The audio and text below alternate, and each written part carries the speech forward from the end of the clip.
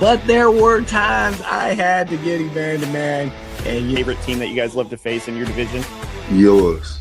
Yes, sir. Like the games like you play against the Raiders, you might get 3 sacks. When they had Jamarcus Russell, which I did. Mm-hmm. So I got 3 sacks on them in the first half, right? Yeah. And I'm ready, and they take Tommy Maddox.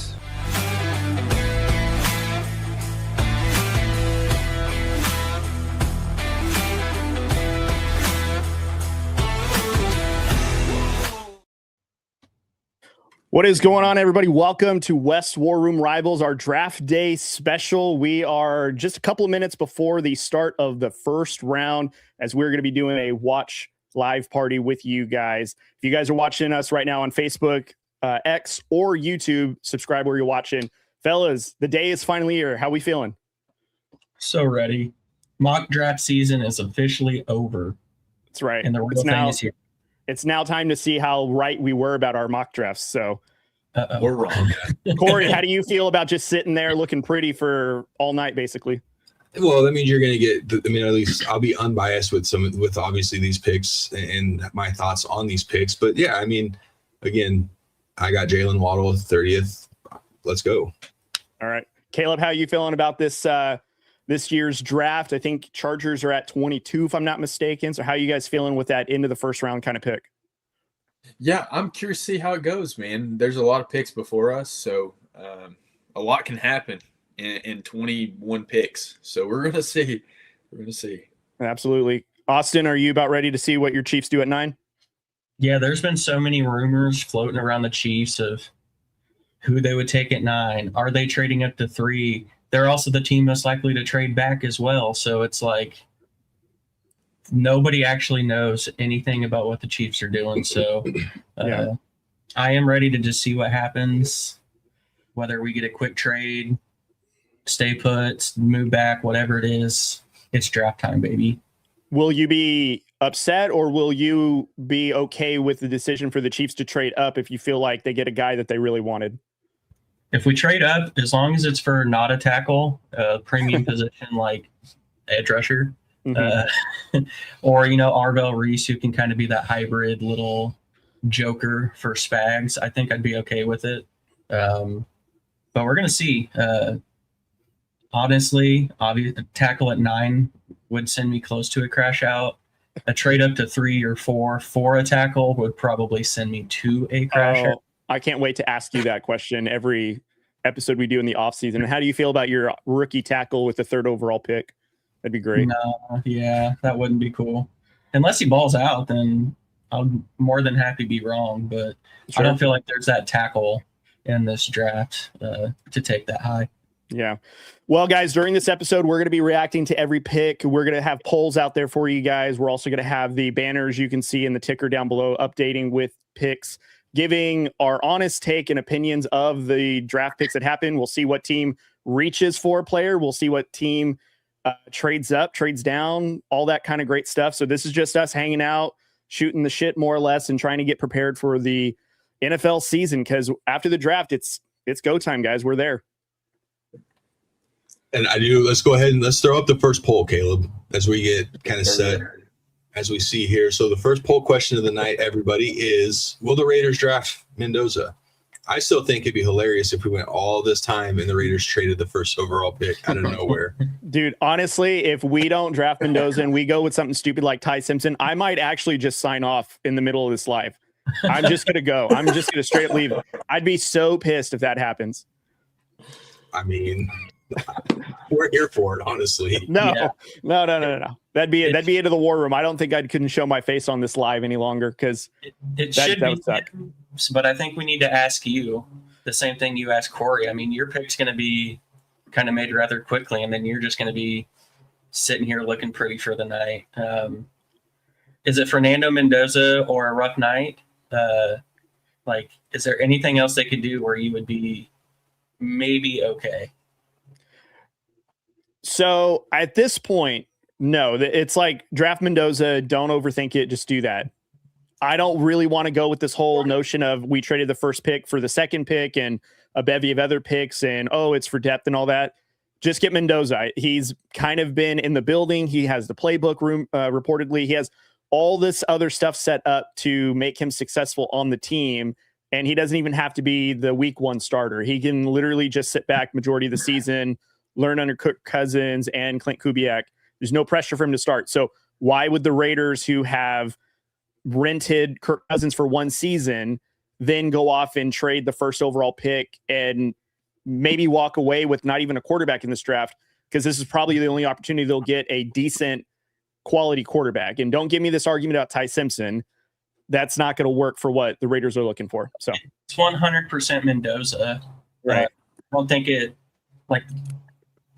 probably doesn't warrant that much of a discussion, but we are waiting for the first pick. So we got to just kind of throw everything out there. Like, yes. I do believe 100% of people alive would be shocked if it's not Mendoza. Yeah, and don't get me wrong. Like, this draft has a lot of defensive talent, and I'm not trying to say that I wouldn't want the Raiders to find a way to get back in the first to get one of these defensive talented players, but I'm not wanting them to sacrifice the number 1 pick to get Sonny Styles. No offense to Sonny Styles. I think he's going to make a great defensive player on any team, and he's going to improve that. But I wouldn't want to sacrifice the number 1 overall pick for him, considering we need a franchise guy and we need so many other things that right now to then get rid of the first overall pick at this moment would be the worst thing we can do as an organization, in my opinion. It'd be a Raiders thing to do. That's why we should not do that. The Raiders thing to do has gotten us this where we're at, and it took 25 years. Let's not do what we've done for 25 years, and actually let's do what other teams have done that have gotten successful and get a guy that they could build their team around, which, again, a lot of the offseason, the Raiders have done that. So I'm encouraged, but again, we've said this a bunch of times. The draft and the offseason are one thing. The regular season is what matters the most. So, hey, they could surprise everybody and go kicker in the first round. Oh, wait. We've done that before. I know. That's why I was. By the way, Seabass, if he's watching, I'd love to have him on. I'd love to hear about his journey in the NFL and being the first round pick kicker. That'd be insane. Crazy, dude. First of all, that is insane. Second of all, he was definitely always my fantasy kicker. Yeah. Well, what's funny is the Raiders, I don't know, and I'd have to be fact checked. So if there's anyone that wants to fact check me, do that. But I think the Raiders are the only team to have drafted in the first round a kicker and a punter in their organization's history, because we had Ray Gay as our Hall of Fame punter, and he was a first round pick. And granted, like, yeah, he made the all decade team as a Hall of Famer. But again, like, to think about doing that in today's game would be insane. Didn't he hit the roof of the Coliseum or something, or the Superdome or something? Several times, yeah. That's wild. As the Raiders are officially on the clock. So we are officially going live. Here we go. So again, guys, make sure you guys share this out. Get more people in here. We're watching the comments. As Cody said earlier, we're going to be interacting with you guys throughout the evening.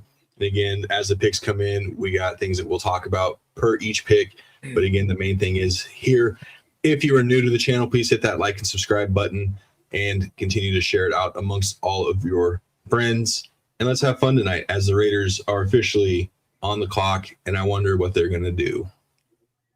All's a mystery, fellas. I have no idea. It is. And that means somebody's going to get a lucky Brock Bowers card, rookie card, giveaway for every pick. I don't know who wants it, but somebody's going to be a lucky winner. Heck yeah.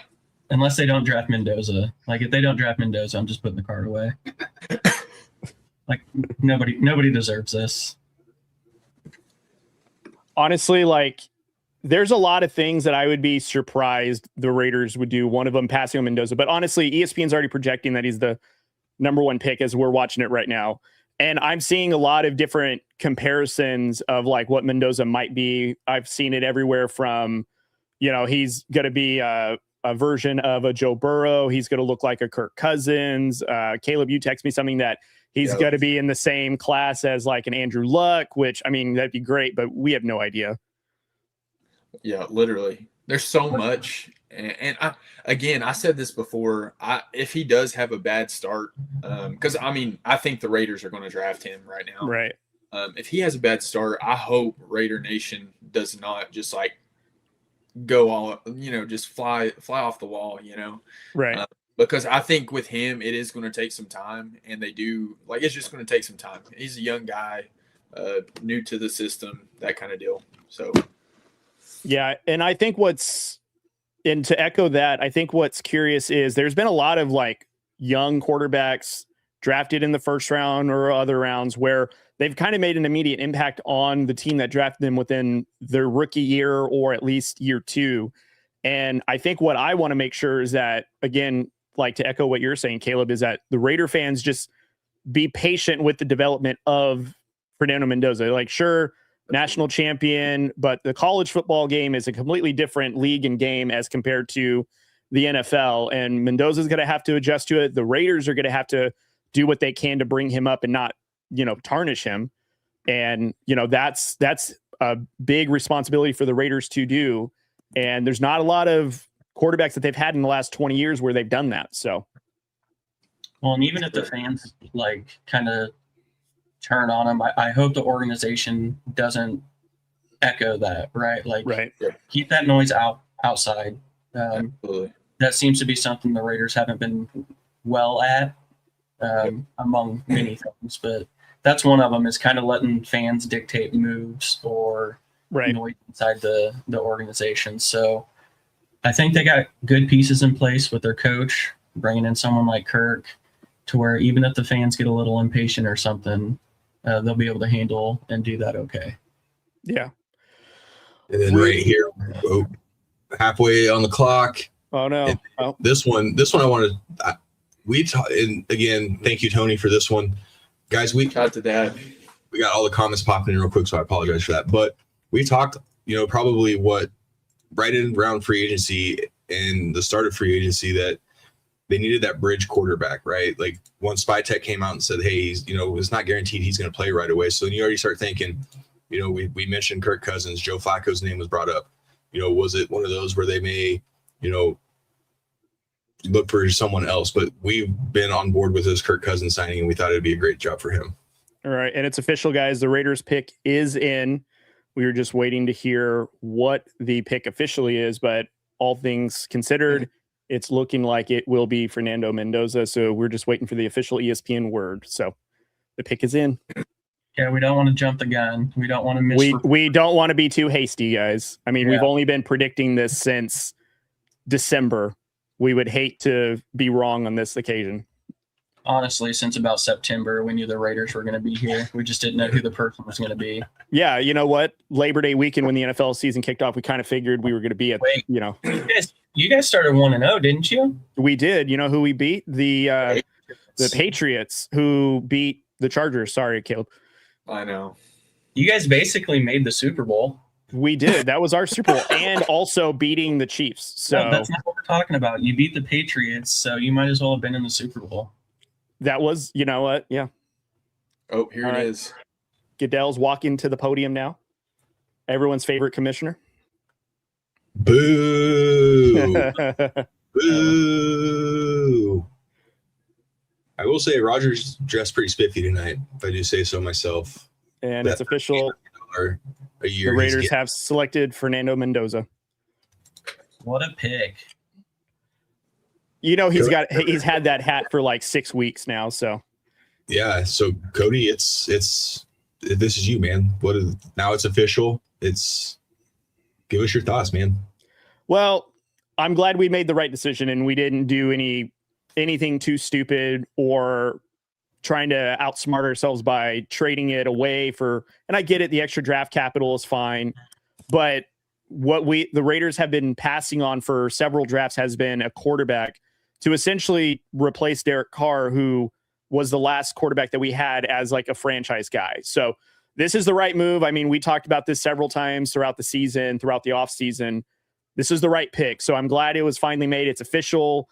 Look out for Mendoza 15 jerseys to be flying off the shelf. It'll probably be like one of the top 5 sold jerseys in the NFL, like before the start of the regular season. So this is a nice start. We'll see what the Raiders do the rest of the draft, because as we posted on our Frontline report, at least what I said for the Raiders, the draft is to be won for us in the 5th or in the 2nd to 5th round. So that's where we're going to have to build out our team and our future right there. But it's a great head start with Mendoza. Yeah, and again, there's not much to say that we haven't already said about this guy. Obviously, national champ, what Indiana was able to do. And again, I know everyone says bust. Let's hold that narrative first. Let's see the guy play. Let's see how he learns. He's an ultra competitive guy. Like, you see that on the field when he's at Indiana. And I always said that they're on the right track because of who they have as their head coach here. So I'm not going bust route. I will give this pick a B. Again, it's one of those where it's a terrible year to need a quarterback. Yeah. I think the Raiders were the last AFC West team that needed somewhat of a quarterback to, and again, competing is hard to say right now. We have no idea what Mendoza is going to be. As much as I want Mendoza to be successful, I truly don't know if he will work out or if he won't work out. Maybe he exceeds expectations, maybe he doesn't. But we do need something that is going to have the ability to get the Raiders and this offensive moving, since it's been pretty much archaic for a lot of years. And so in order for us to compete with the likes of the Broncos, the Chargers, the Chiefs, we need some young quarterback that we can build around. So we'll see what the regular season is. And the preseason, it's going to definitely be a hot topic going into the regular season about what the Raiders are doing. And this is not even the start of training camp when a lot of different moves happen for a lot of teams. So yeah, and again, just to reiterate what everybody else has said, I really like this move for the Raiders. You know, I think that Mendoza, I think he'll really benefit playing in the Kubiak system. You know, the RPOs, the that kind of thing. I feel like that is great for a new quarterback. I mean, we saw how Sam Darnold did at times this year. Obviously, won the Super Bowl. He was really good in play action passes and that kind of thing. And those bootlegs. So yeah, I think I really like this pick for the Raiders. And shout out to my dad. I do have to agree. Unfortunately, I think the culture is kind of starting to change for the Raiders. 100%. Everybody better watch out. We're back, boys. So all the right, pick guys. is in for the Jets. What are we thinking here, guys? Because this is kind of that one where there's two names. It's Reese or it's Bailey. Like, what are we thinking here, Caleb? So I keep going back and forth, and I think it's going to be Bailey. Why am I losing his name? The coach at the Jets, he's a Texas guy. Aaron Glenn. Houston. Aaron Glenn, thank you.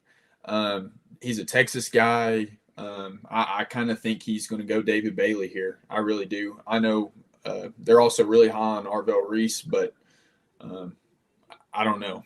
I'm still leaning David Bailey. That's who I'm leaning.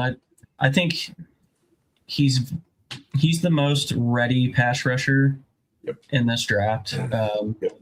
As far as production, on-field tape, measurables. I mean, the dude had size and still ran like a 4.45 or something like that. So he was no slouch in the athleticism department, size department. Incredible production on a great Texas Tech defense, right? That defense kind of carried them to the college football playoff. So I agree. I think David Bailey, but it's the Jets, so it wouldn't surprise me if they take like Reuben Bain as well, type deal. But yeah, Here we go. It's got to be David Bailey with a slight chance of Arvell Reese. If it's anyone other than that, I'd be surprised. Well, it's official. It is David Bailey, edge out of Texas Tech. So it is officially put in there. Yeah. Corey, what are your thoughts on the Jets pick? I love this pick. And again, the last couple of mocks that we did for the first round, I started putting David Bailey at the second overall pick. And again, I think what kind of tipped me off to this was the cancellation of the visit. I think that shows you they knew everything they needed to know about the guy. What people don't know, and Caleb, you watched enough college football as well. This was one of the better defenses in the country, and it was led by him. Him and Lee Hunter, obviously Rodriguez, the linebacker. So this was I love this pick for the Jets. And again, I think you build your defense through the draft, and that way you can get to your quarterback next year. So I like this. This is an A pick for me.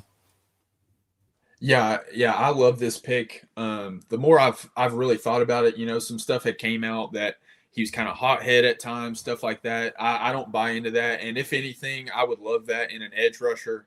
Especially the Jets kind of need that, if I'm being honest with you. So, but I love his game. He's fast off the edge. He's strong. He's a difference maker. He really is. I thought he opened up that defense for Lee Hunter and other guys, Jacob Rodriguez, to make significant plays too. He's a difference maker. Again, I think this is a great pick for the Jets. Yeah, it's one they needed. It's weird to think just a couple of years ago they actually had a really legit defense under Saleh, and then last year they failed to even force one turnover. I know everyone thinks, your corners or something are the ones who force turnovers, but the easiest way to force turnovers is a pass rush. Absolutely. Quick throws, tip passes, pressure, force fumbles, sack fumbles, all of that. The best way to start creating turnovers is your front, your trenches. And this was the best guy for that. They added big guy Sweat up the middle from the Titans when they got rid of Jermaine Johnson. So they're starting to have a nice little line going there. They still got Will McDonald. So they're putting together at least a good defensive line. By no means are we saying they're a playoff team or anything yet, but you do have to start somewhere, right? And they're starting in the trenches and starting on defense. They actually have a pretty good offensive line, pretty young one. They do. Maybe missing one or two, but their tackles are nice and young. But I think it's a home run pick for the Jets. I don't know how often we say that, but I love this pick for the Jets. Yeah, you've been really high on him all offseason. You're kind of the guy that got me put on David Bailey, and I started watching him. I was like, dude, he's good. So, I think this is a great pick for the Jets. Yeah, I'm someone who tends to lean a little more what I see during games and production and actual playing than I do like combine. Okay. And everyone already kind of knew some of the other edge rushers were, freak athletes, but still kind of raw or anything. And I'm like, I've seen what I needed to see from this guy. Obviously, watching a lot of Big 12 and then watching college football playoff a little bit, you kind of see everything you need to see, right? For sure. So the tape is there, the production was there, and his measurables actually ended up being really good. Yeah. I've been high on this guy. It's unfortunate he has to go to a place like New York, but I still think he'll be able to thrive there. He's got a motor. That's what a lot of people don't talk about with ends. He has a good motor too. So he's relentless. So great pick. And then let's shift real quick because now the Cardinals are on the clock, and this is kind of the territory where this could be a possible trade. Like we've seen the last few days that the Cardinals can be a trade partner. I see Tony says they should take the tackle from Miami. I think that'd be a great thing to do. Obviously the Cardinals aren't looking to be much of a competitive team this year. So you get your young staple on that offensive line, get set and ready for quarterback maybe next year. That give them who's there? Paris Johnson. Yeah, Paris Johnson's the other one. So what are we thinking here? Because I don't think it's. I know a lot of people say Jeremiah Love. I don't think Jeremiah Love's going here. What are we thinking with the Cardinals? Go ahead, Cody. I was going to say Jeremiah Love seems a bit high at 3. I think this is going to be an offensive tackle or it's going to be a defensive player. I think tackle makes more sense for the Cardinals. So that's what I'm thinking. If I'm the Cardinals, that's what I would look to do. Now, what they do is I'm not sure yet. So pick is in though. What are you guys thinking that the Cardinals should do? Me personally, it's trenches. Whether it's defense or offense, that's where they have to go. Whether they take Reese or they take a tackle, that's what they should be doing. I think this is a good spot. I think Arbo Reese would be an option here too. Start getting some younger pieces on that defensive side. So I would go Reese or I don't think, man, I think a tackle here would be crazy to me, but it wouldn't surprise me if they did go tackle here. I would really like Styles, Reese. I think though the tackle out of Miami makes more sense though, to be honest. Like as Schefter breaks in at the bottom, Arizona's sticking at 3 and not trading out. Thanks, Adam. Breaking news, Scheffler. As the pick's already in. Yeah. What did you have to do to get that news? Well, hopefully not not collabing with whole Vrabel's. Yeah. This one would be LaFleur. Don't go to Vrabel any longer. This one would be LaFleur. I don't know if this LaFleur is it. Yeah, it's LaFleur. It's Mike LaFleur. Little LaFleur. I don't know. Cardinals just seem like a lost team. I know everyone talks about like Jets, Raiders, and Browns, but the Cardinals have kind of seemed to be in no man's land for a while too. And I wonder if that's because of their head coaching choice, because I don't know if LaFleur is the guy to get them to the next level, or he's that bridge head coach, so to speak, where you wait until the guy that you want, Who's the pick? So the pick is Jeremiah Love. Oh, no kidding. No kidding. Jeremiah Love. Wow.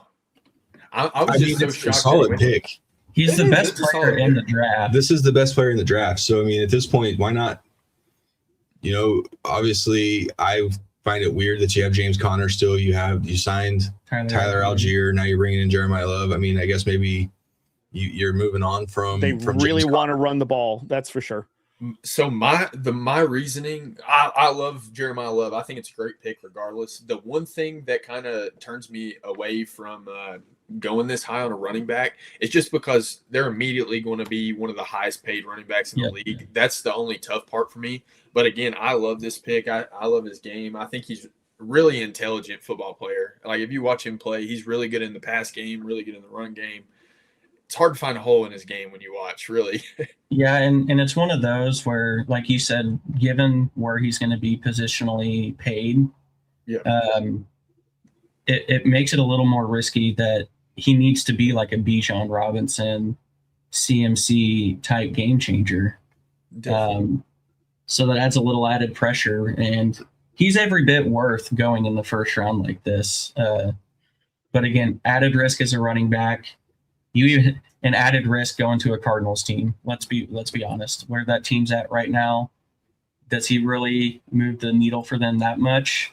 This year, next year, maybe not. But in year 3, maybe they're a little more put together, and he's more seasoned and everything. But I think this is more of the long-term investment. Hoping in a few years they're a relevant team and you have one of the best running backs in football. As they show CBC out here in St. Louis, that's obviously loves the St. Louis guy. See the Christian Brothers school. So this is an A+ pick for me because I obviously Caleb Downs was one for me. 2 was Jeremiah Love. So A+ pick for the Cardinals. Whether they needed it or not sure, but you really can't go wrong with this. I agree with the comment who's going to block for him. But again, like Caleb and Austin was kind of already talking about, he's not just a runner, he's a pass catcher. I think that's the underrated value of his game is the way that Notre Dame was able to get him out of the backfield and use him as a pass catcher. This could be a big time get for them. He could be a Christian McCaffrey like player just based on what he can do. Get the ball in his hands. He's your playmaker now. And I think you do move on from James Conner more than likely. So now you're looking at Jeremiah Love, Tyler Algier. That's going to be a good 1-2 combo. And then, do they trade back in later on the first round and get Ty Simpson? Mm-hmm. Then you're starting to set yourself up a little bit. Then you can start working on the offensive line shortly. Yeah. Drewski actually asked an interesting question. So with this move, do they move on from James Conner? I think so. I mean, I think James Conner, unfortunately, is at that age where he's probably on the back end of being a running back to where he's probably not going to be as productive. And I think he had some injuries last season, so he wasn't even on the field very much.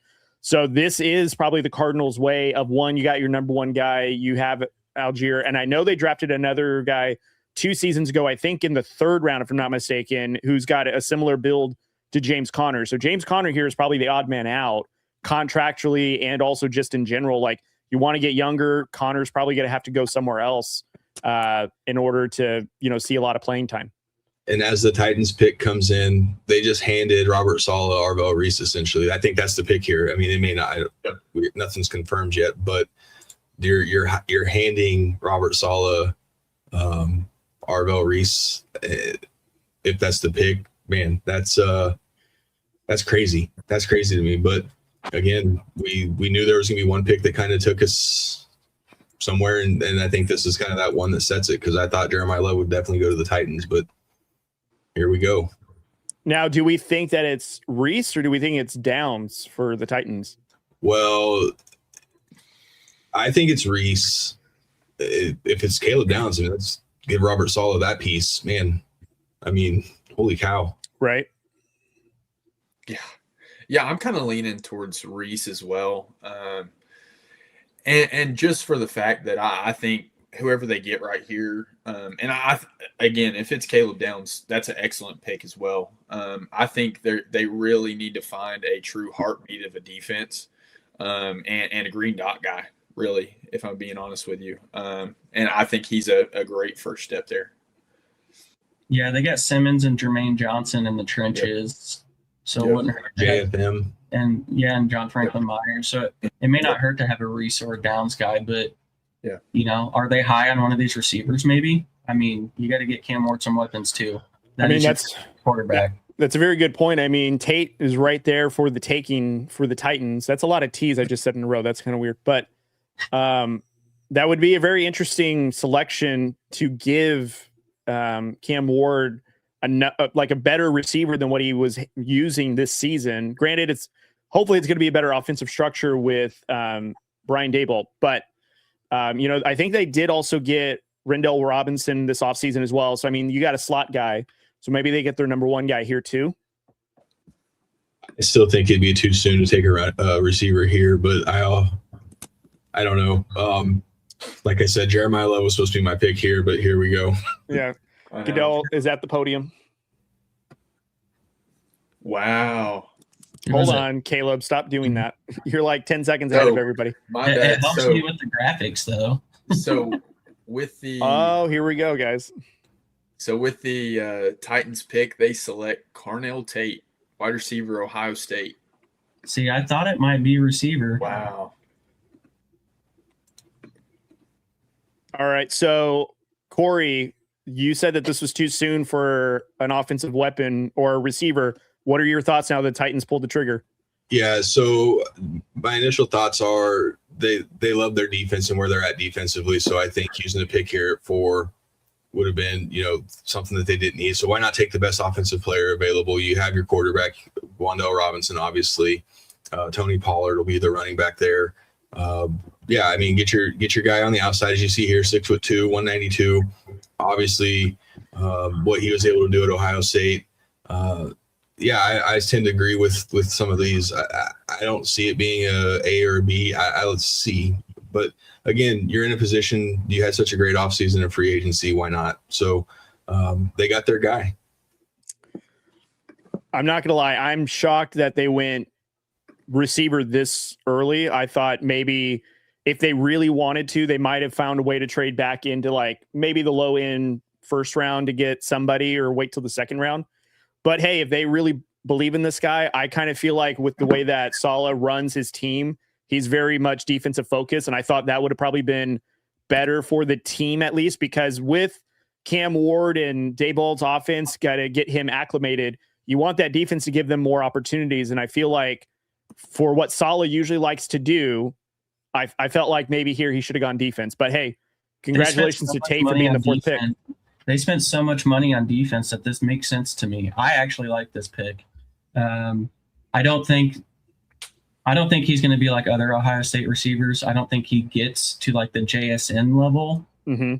But I don't disagree with getting your young quarterback another weapon, especially when all your money was spent on defense. I mean, Jermaine Johnson, John Franklin Myers, they signed 2 corners. I think they even got a linebacker or 2 as well. So I think as far as it just makes sense to get another weapon. Giants wasted no time, huh?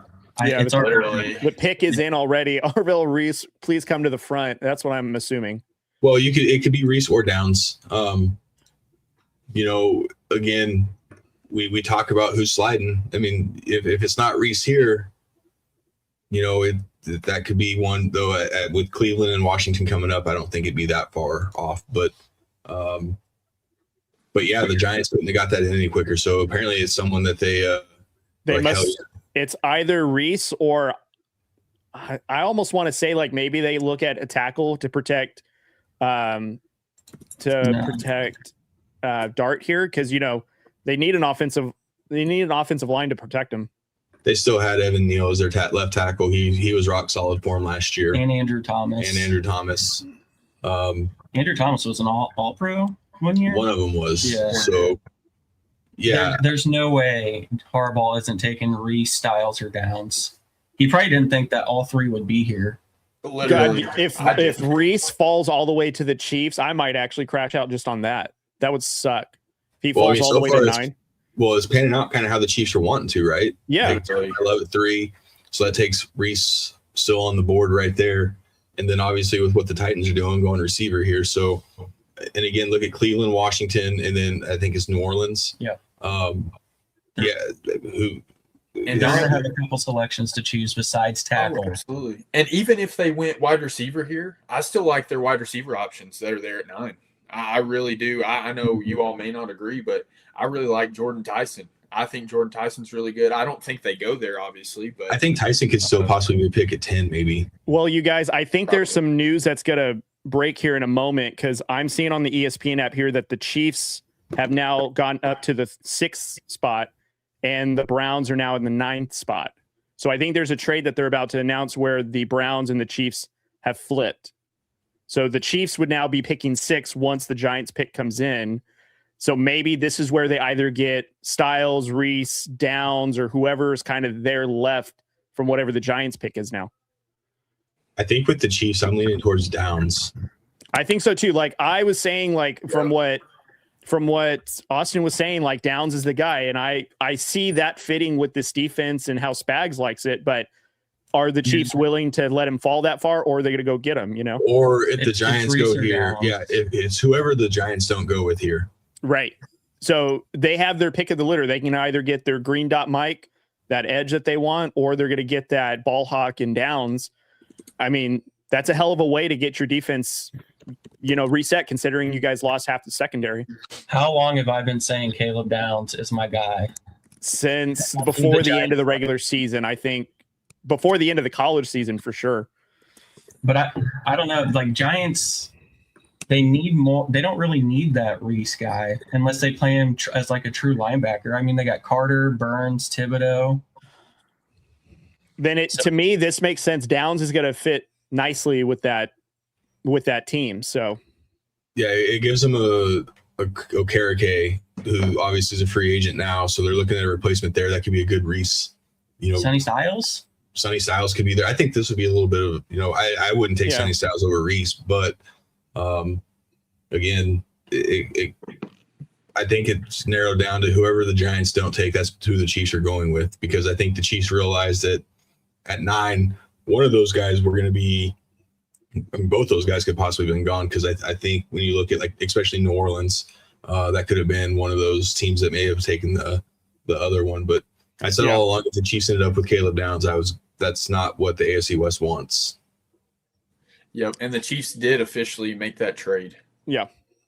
I believe Cody. He wouldn't break it unless he was very confident. No, I know. Well, I'm on the ESPN app. I just wanted to see where. Before I get too excited, though, I do want to know what all was involved. So far, the 9th pick, and The I don't know. ninth pick. I don't know what It's additional 9. from that. It's 9, 74, and 148. I'll take that. So we keep 29 and 40 still. I wouldn't be surprised if you guys flip that 40 and get a couple extra later picks to get a little bit more value out of that. We had 9 picks, so really we're down to 7 picks now. Normal picks. Oh, you know what? You said you guys still have that 29th pick. That could be a pick that you guys trade out of. That one we could. Right. Or we use it to trade up a little bit to get a tackle. Because listening to their pressers, a tackle is going to happen for the Chiefs. And the way they spoke, they didn't like much of the tackle depth in this draft too deep. So that could be one. They might trade up again, a couple picks to get a tackle. First thing, put with the goddamn commercials. This is I know. For real. This is the NFL draft, please. NFL, you make enough money. You don't need to pay ads. Figure it out. I like this Tony guy in the chat, though. I don't know. That's Daddy Rutherford. So he's a Chargers fan? Yeah. But he seems very reasonable.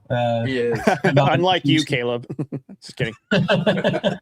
No, but he's reasonable though, right? Like it will put some lockdown defenses in the back end in the AFC West if they get downs. Chiefs are showing you how to build a team. Like very reasonable comments.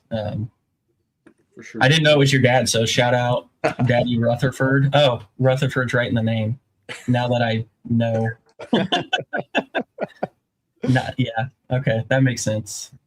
You know what I'm not liking the fact that now there's Derwin James and potentially a Caleb Downs that's going to be in the division. That's going to be a really, really tough secondary. Andrew Funga and Pat Surtain. First off, I spent the last 2 months telling you guys that if the NFL let the Chiefs and Spags get Caleb Downs, that's not good, because now you're giving him the Tyrann Mathieu type player, who I think Caleb Downs can be better than Tyrann Mathieu. Damn, look at the Chiefs safeties now. Now that we know Arvell Reese is the selection to the Giants, we'll talk about that a little bit before we go into the Chiefs. I love this pick. Very much a Harbaugh guy. I think that's why I was so adamant on it was going to be Reese and not Downs. Harbaugh's been around long enough we know Harbaugh and his guys when we see him. And this is one of them. So this is an absolute A+. Not only the fact that I think it's an A+ for pick 5, they have pick 10.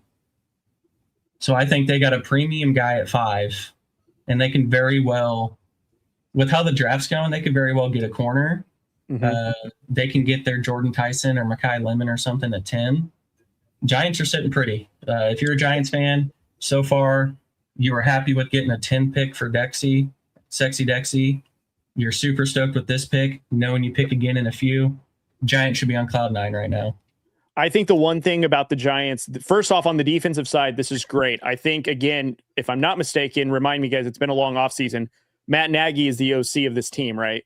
Yes. I think that's the one thing of that could be potentially negating what the defensive can do, is that offensively they're going to sputter, because Nagy even with Andy Reid, it's not efficient, and I think the way that Jackson Dart, Malik Neighbors, assuming maybe they get another weapon in this draft, I almost feel like this defense is going to have to be all world just to balance out what the offense can't do in terms of scoring. So this is great for Harbaugh, but offensively, Chiefs pick is already in. Oh, already? That was quick. Yeah, I mean, they knew who they wanted. Well, he's sitting right there. I did want to talk about Arvell Reese just for a second. So he's extremely explosive off the edge. This is an excellent pick for the Giants. He's a great blitzer. His play speed and toughness are incredible. But I think, honestly, they're going to end up moving him to edge at some point. He played a lot off the ball, again, on the ball, that kind of thing. I think they're going to make him a full-time pass rusher, especially with Brian Burns and Thibodeau. I think he'll end up getting moved there at some point. I don't know. I think they're going to use him as their Kyle Hamilton rover guy, because Arvell Reese was at safety at one point. As he's bull rushing over. Well, he's a great pass rusher too, but I think he's such that was Sonny Styles was the safety. Oh, was he? It wasn't Reese. Yeah. How many pass rushers does one team need? You can only have all of them on the field at the same time. I wonder if they don't plan on moving like Thibodeau. That's what Schefter broke in and said, despite drafting Reese here, they have no plans on trading Kayvon Thibodeau. Oh my God! So they're going to have they're going to have a ton of someone fill me in. Why is he not performing as they're hoping for? Is it just he's not this regime's guy? I'm missing on what's up with them wanting to get rid of this kid so quickly. Well, they're not going to get rid of him. Well, I mean, there's rumors, and according to reporting, he was on the trade block and all this stuff. So why is that?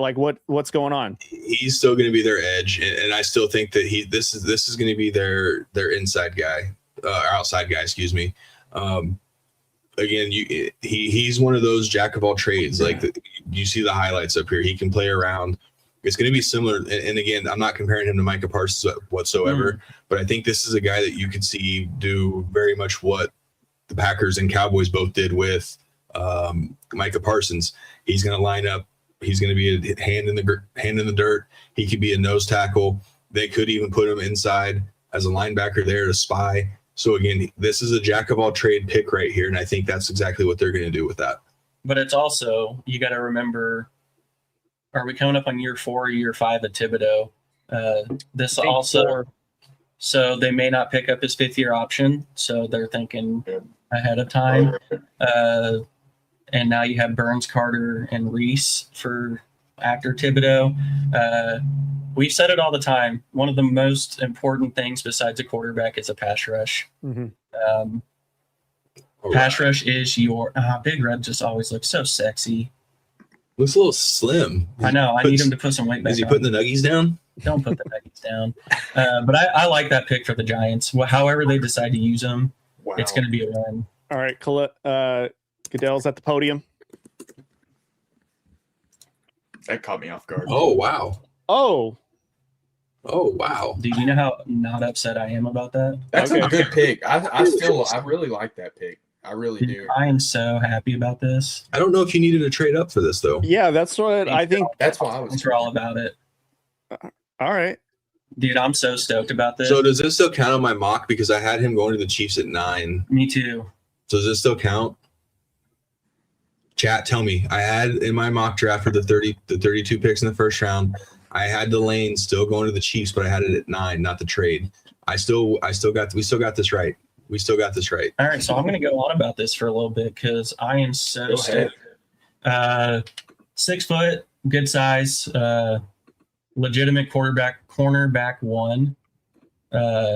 Nah, he wouldn't have been there at 9, Drewski. There's been a lot about the Saints really liking Mansour Delane. So Commanders picks in. So you don't take that chance on, and it didn't cost that much, 74 and 148 or whatever. Like, it didn't cost anything, but love this. Him and Noel Williams on the outside now. I think that forms a very good 1-2 punch, especially in a division now where teams have Waddle and Sutton, where a team has Quentin Johnston and Ladd McConkey, and then the Raiders. So many weapons. You just had to name the whole team, huh? They got like Bowers and like Jalen Naylor isn't, a terrible receiver. We got a lot of receiver 2s and 3s, but we need that number 1 guy. So I love this pick. You're going to have at least the next few years with him and Noel Williams. I think that's a great pick. Hopefully he pans out better than the last LSU first rounder for the Chiefs. That was so long ago. Caleb, over under 6 years before he's traded to the Rams for a first round pick. Well, it'd be under because it would be the 5-year, 5th-year option. So yeah, Commander's pick is already in, but I do love that pick for the Chiefs. I'm never upset with cornerback. And I think you've heard us talk about this on the show a lot, right? Like, you can't have too many corners. Corners and pass rush. That's why I was okay with Denver making the pick last year with Barron. Because again, the AFC, just the AFC in general, it's not just the AFC West, right? Bengals, Higgins, Jamar Chase. And again, we can look at the Bills now with DJ Moore and whatnot. But, it's one of those where you got to have them. I mean, again, if there's one thing that the Chiefs have shown that they can develop, is corners. Well, we did have a little news that our defensive back coach got in a little trouble, and he's a huge reason a lot of our corners developed. So I'm curious if that didn't play a part, where we might have been a little concerned that we may not develop like we used to if his legal issues get out of control. But either way, corners and pass rush, trenches, those are important.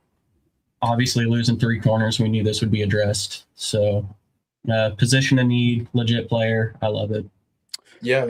Austin, I remember when the Raiders also had offseason problems almost every year, and I'm glad that the silver and black isn't always in the headlines now for a player or coach doing up to no good. I feel like the Chiefs have now dethroned the Raiders in that respect, so congratulations. Chiefs are actually like bottom of the league in arrest. Caleb. You guys are really making ground this season, I'll tell you that. So I really like this pick. I think he fits the biggest need for the Chiefs at the moment. And obviously he's a Vautech transfer.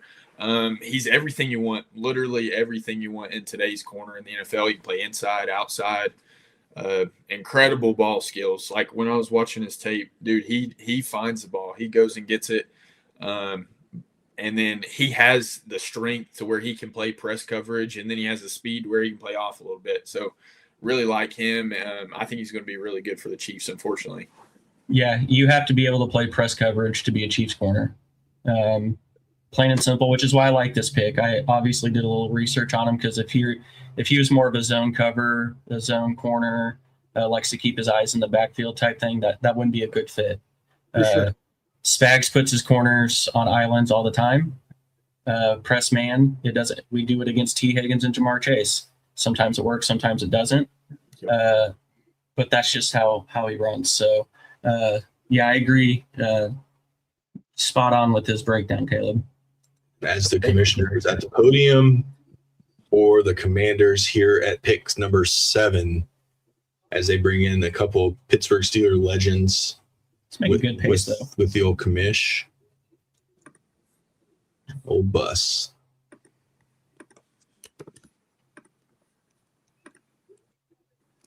Here we go. Here we go.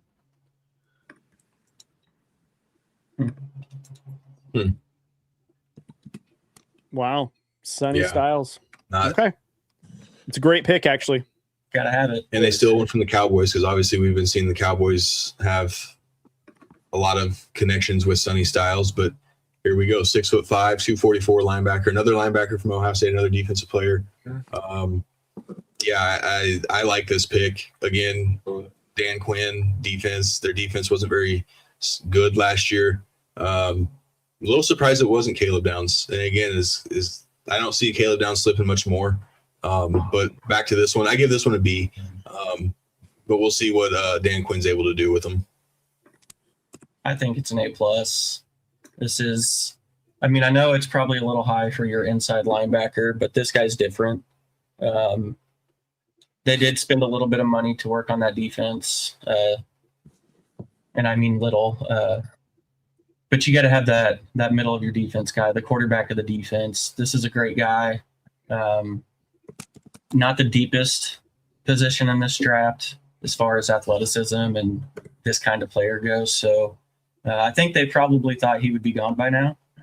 That's probably why they made that pick so quick. But I like it. It's probably B+, A- range. As the Saints pick is already in. Yeah, it's Caleb Downs. At some point, Caleb Downs has got to get connected, right?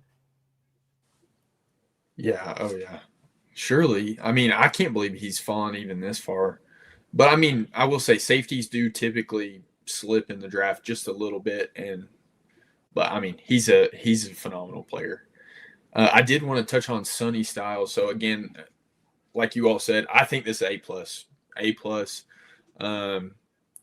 He's a safety to linebacker convert. So 2 years ago, he's a starting safety for Ohio State. So he's definitely raw in certain things he does, but phenomenal athleticism and just his ball knowledge, incredible ball knowledge. I mean, he ran a 4.6 40 at 6'5", 245. Like, that's insane. So I think this is an excellent pick for the Commanders, and he might be filling that Bobby Wagner. Yep. We'll see. Exactly what I was going to. Yep. Big shoes to fill. Big shoes to fill, but I like. Big fill.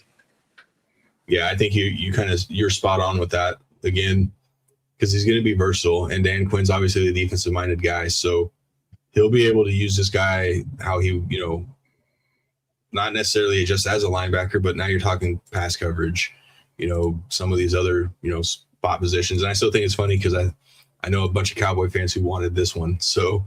Now you get to watch your division rival come in and swoop in and take them. So, yeah, again, I like the pick. Yeah, I mean, I'm not surprised, but, a lot of the experts probably wondering why there aren't a bunch of tackles flying off the board.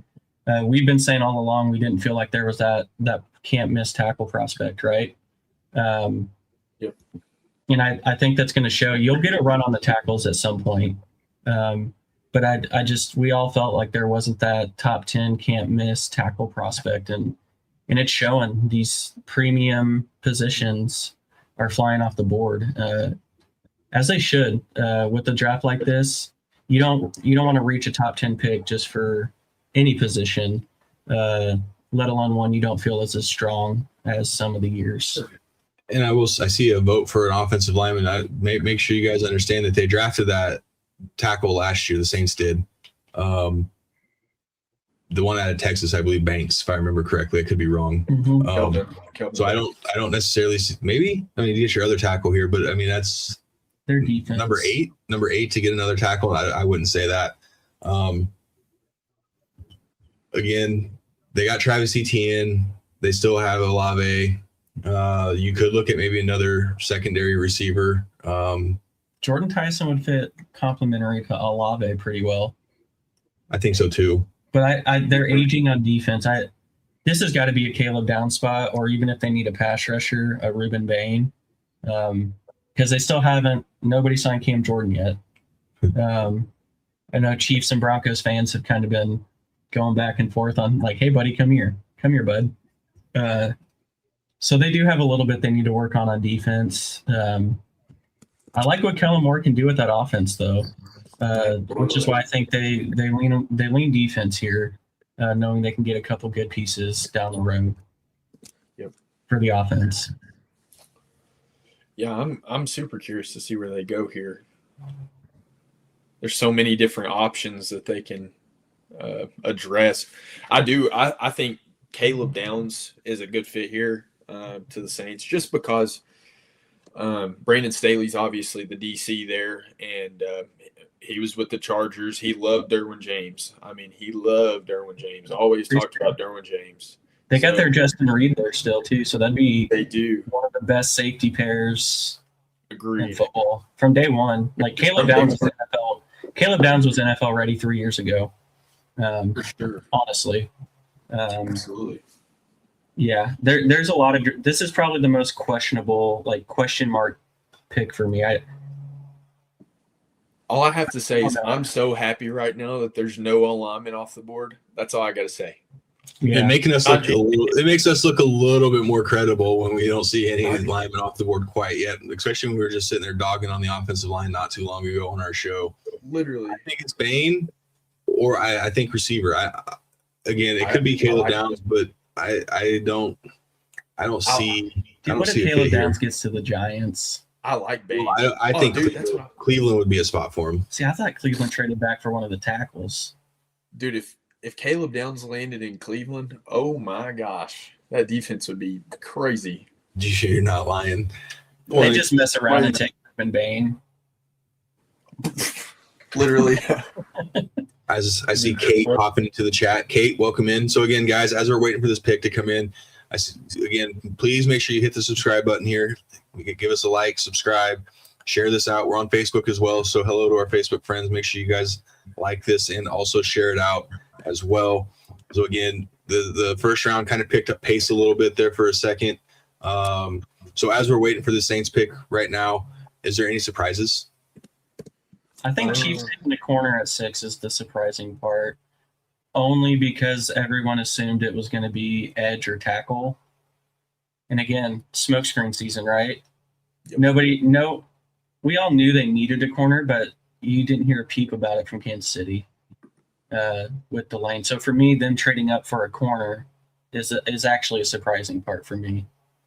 Yeah, I was a little surprised with Carnell Tate going as high as he did. That one kind of shocked me. I know I'd seen a lot of mock drafts doing that. I think he's an incredible player, don't get me wrong, but it shocked me that he went as high as he did. I expected like 8 to 10 kind of range, 8 to 12. I love being off the board at 3. Legitimately, I think that's really who the Titans were going to go. I really do. Yep. So I think they just went to the next playmaker. Yep. And that's why Tate went 4. As the commish is at the podium. Let's see what they say. Roger trying to get a little wolf, show a little chest buzz. Yeah, that little button, the little top button. As he's getting booed. You know he's getting booed. Oh, for sure. So the selection. Jordan Tyson. There you go. Wide receiver, Arizona State. I know a thing or two about a thing or two. I like it. I actually like this move for the Saints. Like you said, I think pairing him with Chris Olave, I think that's a really good fit. I really do. And they needed another pass catcher. Well, yes. They did. And again, you have a young quarterback. Well, not a young quarterback, but a second-year quarterback, right? You kind of feel like you can manage your defense throughout the rest of this draft. So why not grab a receiver here? And again, I think you're getting probably 1A here of receivers outside of Carnell Tate. Jordan Tyson was definitely that guy. So, it's an A+ pick right here. You always want to help a young quarterback out, and I like what they're starting to do as far as skill position players on the offense for the Saints. Yeah, I really like this pick too. I had seen some comparisons of him with Jamar Chase, if I'm being honest with you. That's his peak, that's his ceiling, but they said as long as he can stay healthy, that's his thing. They say at times he's kind of made of glass and he can get injured pretty easily.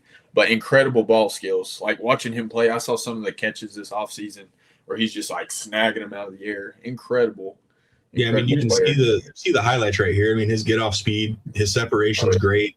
And then if you need him to go up and get one, right there. I mean, you can see him go up and get one. So literally, he's the best receiver in this draft class, pending health. I agree. That's the only reason he wasn't, honestly, a very higher pick. Because when he's on the field, he was the best receiver in this class. Agreed. You look at even how he performed in big games too. That's when he was at his best. And honestly, if he stays healthy, him and Olave are going to be a very good tandem. Agreed. I think him and I like the comp here I think him and Chris Olave are kind of the same as far as, they're going to be able to get you down the field if you need it, right? Yep. So you have one going intermediate, the other going, the deep route. So I mean, they're doing what some teams need to learn how to do, and that's set up they're a young second-year quarterback for success. That's why I like the Carnell Tate pick. Yeah, and the only reason. And they've got some running backs now too. I mean, they have Alvin Kamara at running back 2 probably, and then you got ETN at 1. Like I like what they're doing right now with that offense. I really do. Devin Neal is the 3rd running back as well, so they got a running back room. Juwan Johnson isn't a slouch at tight end. No, I love Juwan Johnson. Yeah, my fantasy guy, man. Yeah, no, this is an A+ pick for the Saints. It helps their young quarterback. The draft is pretty deep on defensive players, not top-end defensive players, right? But it's pretty deep with quality defensive players. So I like the pick. Help your second-year quarterback with Kellen Moore. And I see Drewski saying if anybody trades with the Browns, it's the Cowboys to go and get Ruben. I don't think they need to trade I think Ruben Bain will still be there 12 at this point. Yep. Don't need. I mean, if you really truly feel like he may get taken, then you can go down. I mean, if they were to trade up to get Caleb Downs, absolutely. But Browns picks in. So this is the first tackle. This could be the first tackle. I wouldn't be surprised if it's also Caleb Downs. I mean, that would be a great piece to add to their defense. It's already good. That gives them their Swiss Army knife on defense. But again, they're in dire need of offensive line for Shador if it's Shador. So again, I'm happy for Jordan Tyson, man. You love seeing the emotions of draft night for these guys, and we've actually been fortunate to talk to the players about draft night. So, seeing the emotions going for them, New Orleans fans should be happy with this pick. He's gonna be a hell of a player if he can stay healthy. That's for sure. Oh yeah, he'll be a superstar receiver if he stays healthy. He is that guy. The injuries, they are scary. There is a legitimate track record of it for him. You hope maybe some professional training staffs and everything can help. I mean, the crazy one with JSN, he was always having hamstring issues at Ohio State. When he got to the Seahawks, they had him put on a half shoe size smaller. And that helped his hamstring injury. So it is wild. And I'm not saying that's the issue with Tyson, but these professional training staffs are a little different. They may be able to find something or do something to help keep someone healthier. And we wish health on all of them. So I think it'd be awesome to see this dude's ceiling, because I do think It is very high. Do we see a receiver here with the Browns? No. Do you see like Mekhi Lemon maybe, or No. So Well, the Browns, sorry, I didn't mean to cut it off, but they have selected Spencer Fano, Yeah. okay? So tackle out of Utah. Not the tackle I would have expected, though. Not the tackle I would have expected. I don't think I even made a graphic for him. Well, he was going to be a first-round pick. Was he? Yeah. So Spencer Fano, I actually looked over his stuff today. So he has obviously bloodline of family in the NFL. He has 4 uncles. All 4 of them played in the NFL. He's incredible in zone blocking. I will say, Browns fans, do not get mad whenever he struggles at times this year. There's some stuff with his game that he can struggle a little bit with the physicality side of it. He's 6'5", 311, incredible movement, incredible athlete, but at times he did get pushed around. But he's going to struggle in his first year. That's just is how it is. That's how it is in the NFL. So Browns fans, do not get discouraged by this though, because he's going to be a great player. He is. He really excels in zone blocking schemes, and I think this will fit well in their new offense. Yeah, and again, as a reminder, Todd Monken, new head coach of the Browns, so it's going to be a little bit different style of an offense than what Kevin Stefanski had. So you got to have your blockers essentially. And again, he wasn't the top rated tackle I had, but I give it a B. You're again you're at least trying to get improvements up front for a young quarterback, if it's Shador or Deshaun, whoever the quarterback may end up being. So the Giants not wasting time. Wow. It's got to be Caleb Downs, man. I mean, the fact that they can get Maui Noah. There you go. So they got their tackle. Here comes the lineman. Dang it. Are we surprised that Caleb Down is falling out of the top 10 at this point? Yes. Miami will jump all over that. If they don't, Cowboys will. Oh, yeah. Cowboys Cowboys might even make a deal just go one spot up. They might. They could, honestly, because it won't take much. There's no way Caleb Downs shouldn't be a top 10 pick. I'm curious if that, lingering knee thing it really is a concern, because I know he's a safety, but he's a top 10 pick. Well, shit, at this rate, Denver better get their ass back into this first round. And Chiefs need to trade 29. Hey, trade alert. Trade alert. It's Miami Dolphins trade pick to the Chiefs. To Dallas Cowboys. Yeah, they're getting. Well, hold on. They were big on Bain though too, but they probably didn't think Downs would be here. That's true. I mean, but the Cowboys have 2 first-round picks, and you're right. So the Cowboys are now on the clock. Yep. Oh, they have the 11th and the 12th pick. Oh wow, they do. So I bet they gave away their 20th pick and probably an extra couple of picks. No way. Miami's dumb. Wow, Miami needs so much. They better I hope they got a lot for that. So they're going to go Downs and Bain. Back to back. They really didn't. See, that's actually, for the Cowboys, that's pretty good. Yeah. But for Miami, hopefully you got a pretty decent haul for Jerry Jones to want to give you a pick to go above you and have the second pick behind that. They flip picks. Okay, there we go. That's okay. Okay. I was like, Jesus. I know. I was like, what are they doing? I was like, no way. No. It's like, okay, now you can't sit here and tell me that Miami's not trying to tank this season. But okay, that's better if they flip flop these. So yeah, I still think. Well, yeah. Again, it wouldn't surprise me if it is Ruben Bain here, just because they've been so, But again, Caleb Downs keeps sliding, so again, you can't be too surprised if it's him as well. But shoot, Caleb Downs might end up on the Rams at this rate. Bro, he really might. That's crazy. Like at this pick, Kansas City just needs to trade their 29th, come back up. I'm just hoping for the Browns have the 24th pick still, so yeah. Yeah, they got their 2 picks. And then a couple extra later in the draft from the Chiefs as well. So it's either Bain or Downs. I'm going to say Downs on this one. Yeah. Receiver. They'll take the guard. Oh, they take the guard. Yeah. That'd be funny. They take Ty Simpson here. Oh shit. Yeah. They traded for Geno Smith. Oh god. Please, that'd be so funny. So we've seen what, 2 trades now? 2 trades. I thought it was going to be a little more active. Well, you might see a little 10. bit more activity when you get into the 20, I bet. Yeah, I think when we get to like the 17 to 22-ish range, I think we're going to see a lot more pick flips and. Well, I just thought we were going to see more even in the top range too.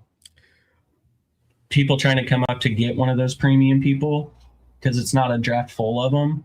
Mm-hmm. Yeah, I think Drewski's. Yeah, it's defense or bust here for the Cowboys, man. Like you can't get any worse on defense than what the Cowboys have been. So it looks like Cowboys get number 11, Dolphins get 12, 177, and 180. Yeah, so it didn't cost them anything to go up one spot.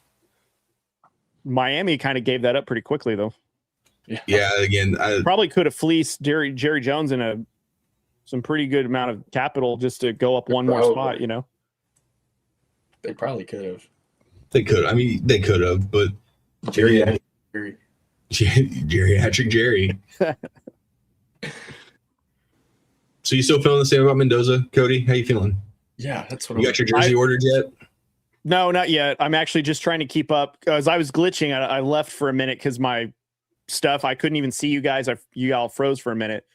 But no, I mean, at this point, kind of like you, Corey, we're just hanging out and vibing because I now have to watch the entire draft with no more picks, and you don't have any picks. So we're just vibes right now. So that's all.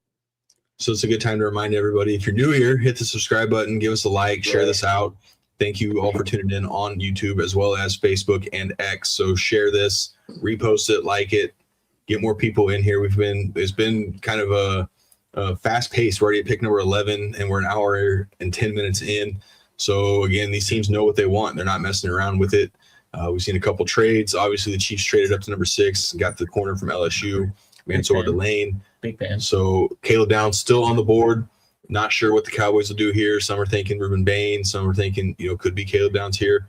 I'm still going to stick with Ruben Bain here.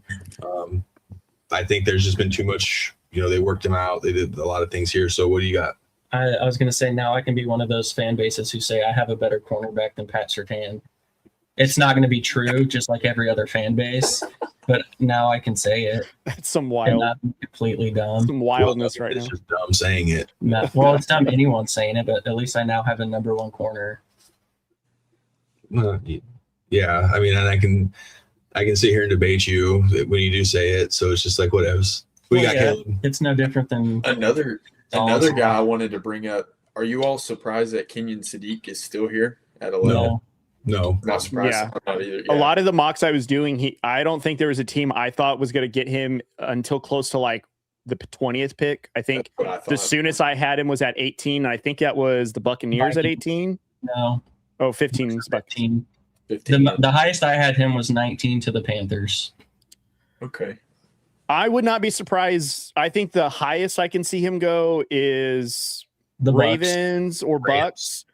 Yeah. I think the lowest I can see him fall to is like probably like the Steelers. I can see you could going get Sean for McVay, a Deebo Samuel type guy if Kenyon Sadiq ended up with the Rams. No, I'm not saying it's going to happen, but I had him anywhere. I think I had him 1 to the Eagles, and then another one I had him to the Chiefs at 29. So again, I kept having him slide. Like he kept falling back in some of the mocks that I was doing. Right. As far as that goes, but I mean, you can start looking up here in the top 15 and from basically 13 with the Rams, maybe to that 20 range. But well, I mean, even Brock Bowers went like 11. Yep. Like tight end, like Colson 13. Love went 10. Right. So I mean, I think your days of seeing tight ends go super high are a thing of the past. You'll start seeing them fall to the mid-teens a little bit. I mean, possibly. I mean, we've seen a resurgence of running backs kind of fly back up in top 5 picks, where before they were like second round picks. So there's always one or two running backs, but yeah. As the commish makes his way to thy podium, Caleb Downs. It's got to be Caleb Downs. We didn't It's come not all this Caleb. way to come all this way. It's not officially Caleb Downs yet. Austin's being premature. Well, It is according to Caleb my Downs. TV, it is Caleb Downs. Yeah, it's Caleb Downs. Yeah, said it. Oh, yeah. Excellent There pick you for go. the Cowboys. Excellent pick. Yep. This is one the Cowboys got right. No. Why did my guy have to go to the Cowboys? That's all I have to say. Yeah, it's A+. A+ all around. They got the best player in the draft, in my opinion. He is the best player in the draft. They can use him at linebacker. They can use him at safety. He's going to be a box guy. He can pass rush. He can pass rush. He can cover. He can tackle. He can be a special teams guy with Turpin. So then are we saying that the Cowboys right now have had the best pick in the first round? Yes. Yes. I would Who say Who would you say has had the other than your Chiefs, Austin? Who had the best first round pick so far? Just based off positional value, it's still the Raiders. Oh, okay. I was trying to exclude our teams because it's a little biased, but I appreciate that. Well, no, that's the most important Raiders. position in all of sports. Closet Raiders got Raiders the- fan. I love it. Raiders got the 28th best player in this draft at number 1. So yeah, He's not even 20th best, but it's still the most important position in sports. So until Mendoza doesn't pan out, he will be the best pick in this draft. I appreciate that. Outside of that, yes, Downs is the best pick. I have a wild idea. What if Miami goes Sadiq on this one? they traded back to get Sadiq at 12. this should be one of. I think this is another tackle here. It should be another tackle here. Yeah. I look at Mekhi Lemon. Also, they could maybe get a receiver in there. Their receiver room's kind of ass. They got to get Willis somebody. They're little ass cheeks in the receiver room. That's no disrespect to the guys that are in the receiver room, No, but it's cheeks. Yeah. But again, offensive lineman or receiver here for the Dolphins, I think it would be great. Ty Simpson. Or do they go ahead and do they keep Ruben Bain in Miami themselves? Well, I mean, he's right there. I mean, as they show it down, just watch the highlights of this dude. Like I already have, and it makes it's just Caleb. Yeah, so he's a difference maker, man. Outstanding versatility. He can line up literally anywhere. Big nickel, you name it. 6 interceptions in his career. Great processing skills. Like if you just watch him play, he's phenomenal, man. He really is. I mean, 2-time unanimous All-American, Big Ten Defensive Player of the Year this year, SEC Newcomer of the Year his freshman year at Alabama, Thorpe winner. I mean, you name it. This guy's got it. Excellent pick for the Cowboys. Go back to the end of the season, and I said this guy could be an All-Pro his rookie year. he will. yeah. Well, especially being on the Cowboys, he's going to be the day one starter for that safety. He's going to be right there in the teeth of it. So, yeah. And Christian Parker will know how. Christian Parker, is that right? Yeah. He'll know how to use them. Christian Parker, new D coordinator for the Cowboys. He's a Vic Fangio guy. He'll know how to use them. Came up with the Broncos when Vic was with Denver, then went over to Philadelphia with him. Got a little look at some head coaching opportunities for him. But then the Cowboys brought him over from Philadelphia. And I put this hire up there with Jim Leonard at Buffalo. Those are the top 2 coordinator hires, in my opinion. McDaniel doesn't count it in LA. That's kind of an unfair hire there as far as that goes. I'm talking about first-time coordinators. Jim Leonard and Christian Parker were 1-2 in my book. So Christian Parker is going to absolutely feast with this guy. We saw what Christian Parker was able to do with the secondary in Philadelphia. So let's get ready for this Dolphins pick, boys. This will let us know how much they're really trying to tank. Yep, I agree. Honestly, Do you think the Dolphins go kicker on this one? No. D-Bass, baby. I'm trying to look. I think if they're going to play best available right now, Ruben Baines is obviously the right choice. But do they need that, or do they want to go with Lemon as a receiver? Do they want to go fleeing with tackle? Like, I guess it just depends on what's that route that they're trying to do, They take that Miami tackle. He already got taken. Did he? Yeah, the one. Oh, yeah, that's why. Wow. Caden Proctor. Oh, wow. Tackle. I love that pick. Yeah, I like this pick. Little high, but So the other night when we were talking actually maybe on the TikTok live, I said this guy could actually work his way into. I didn't think this high, but I'm not going to sit here and say that I said this, but I did say that Caden Proctor would work his way to the mid part of the draft. As far as I said like 15 to 20 range, not the 12th overall, but a plus pick here for the Dolphins. You get your anchor on that left side of the line for your quarterback next year.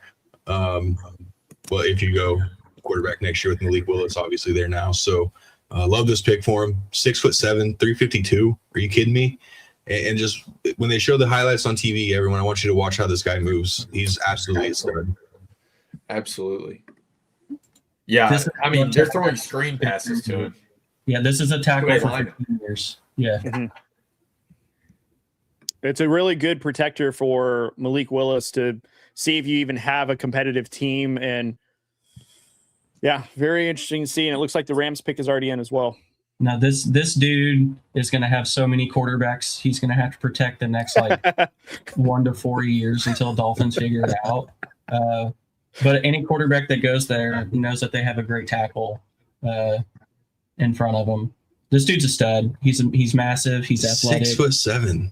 Yeah, it's a big hunk of man. I honestly thought before all the rankings and stuff, just watching college football this year, I thought he was going to be the best tackle in this draft. Yes, I 100% agree with that. Every time we watched a Bama game, we would just honestly just watch him. As they show him against Tennessee. Sorry, Caleb. No, he's dude.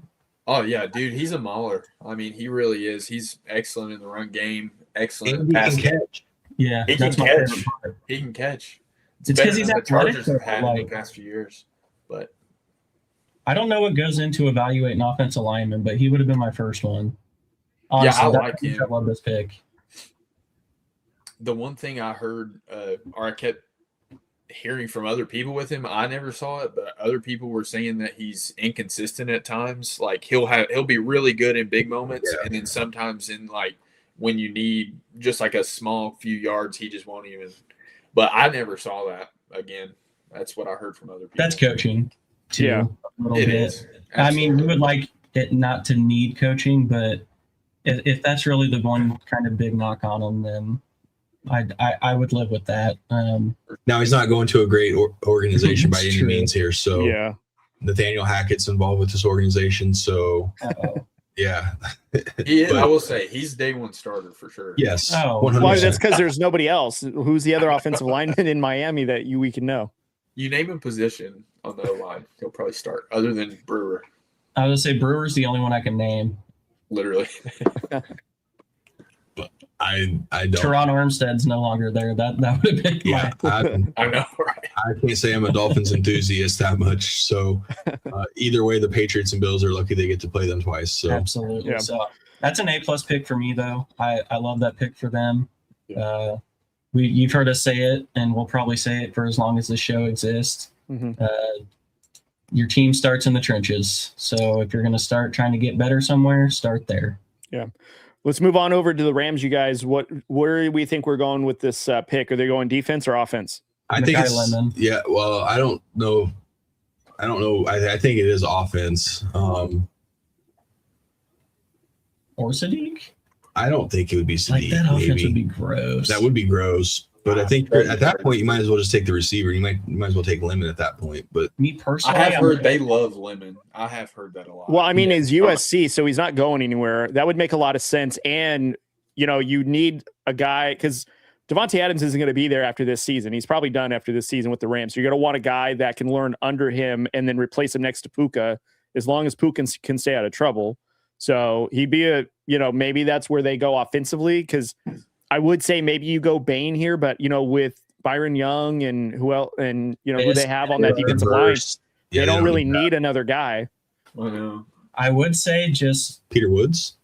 That would be a good pick in the middle. Yeah. But if it's not an offensive playmaker, I think a tackle. Protect Stafford a little bit more. Monroe Freeling would be a pretty good one here. Yep. They like the Georgia boys. They do. They do. And I think he's probably not the most ready day one, but I think his ceiling is up pretty high. He doesn't have a lot of experience. But again, trenches. It never hurts to protect Matthew Stafford, and then whoever comes in after him. Yep. I think they're okay defensively right now. I think they got enough on their D line that they trust. They obviously signed a couple corners already. Yep. And traded for one and signed one.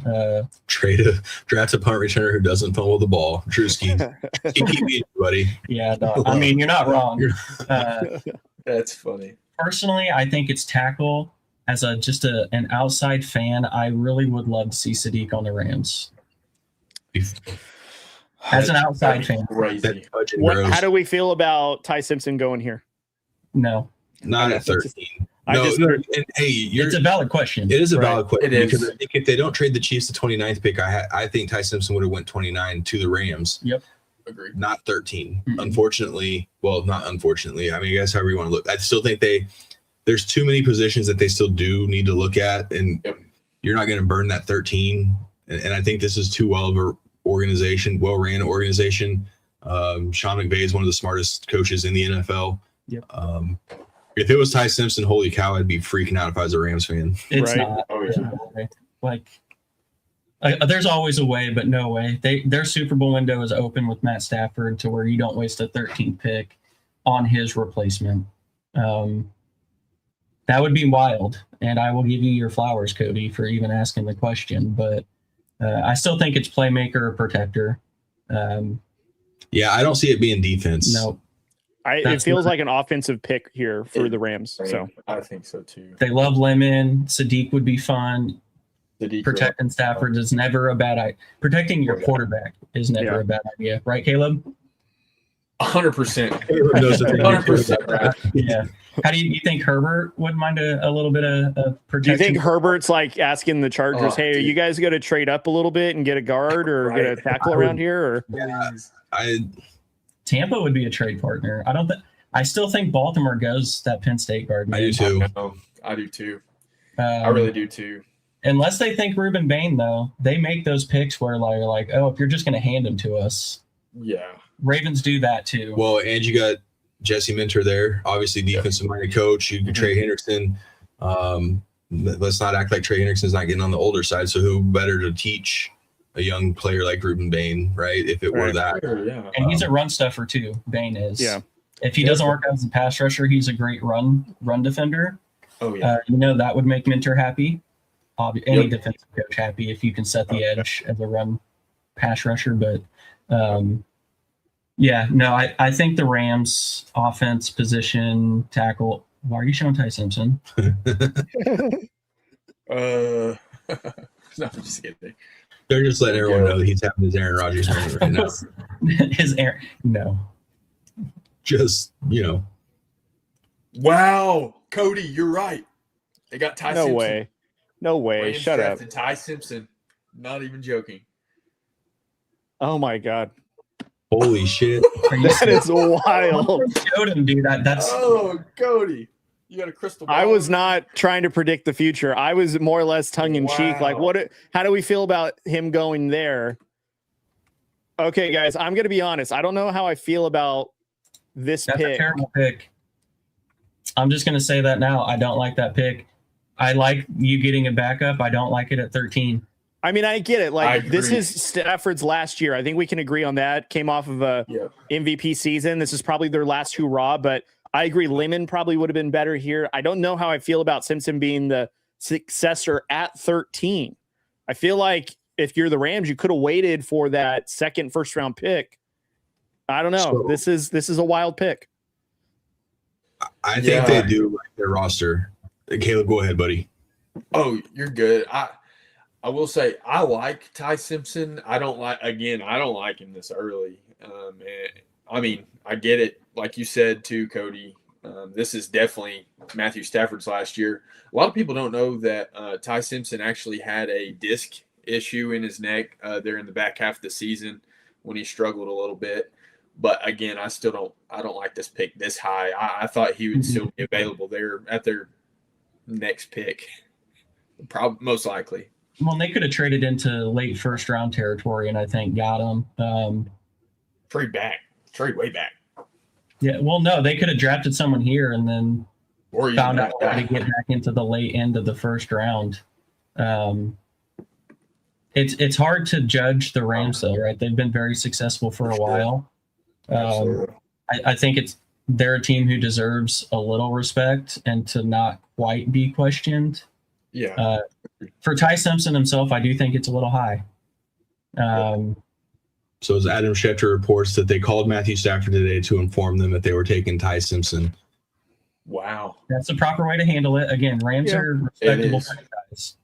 It's not like the Falcons with Kirk Cousins and then drafting Penix and doing all of that. But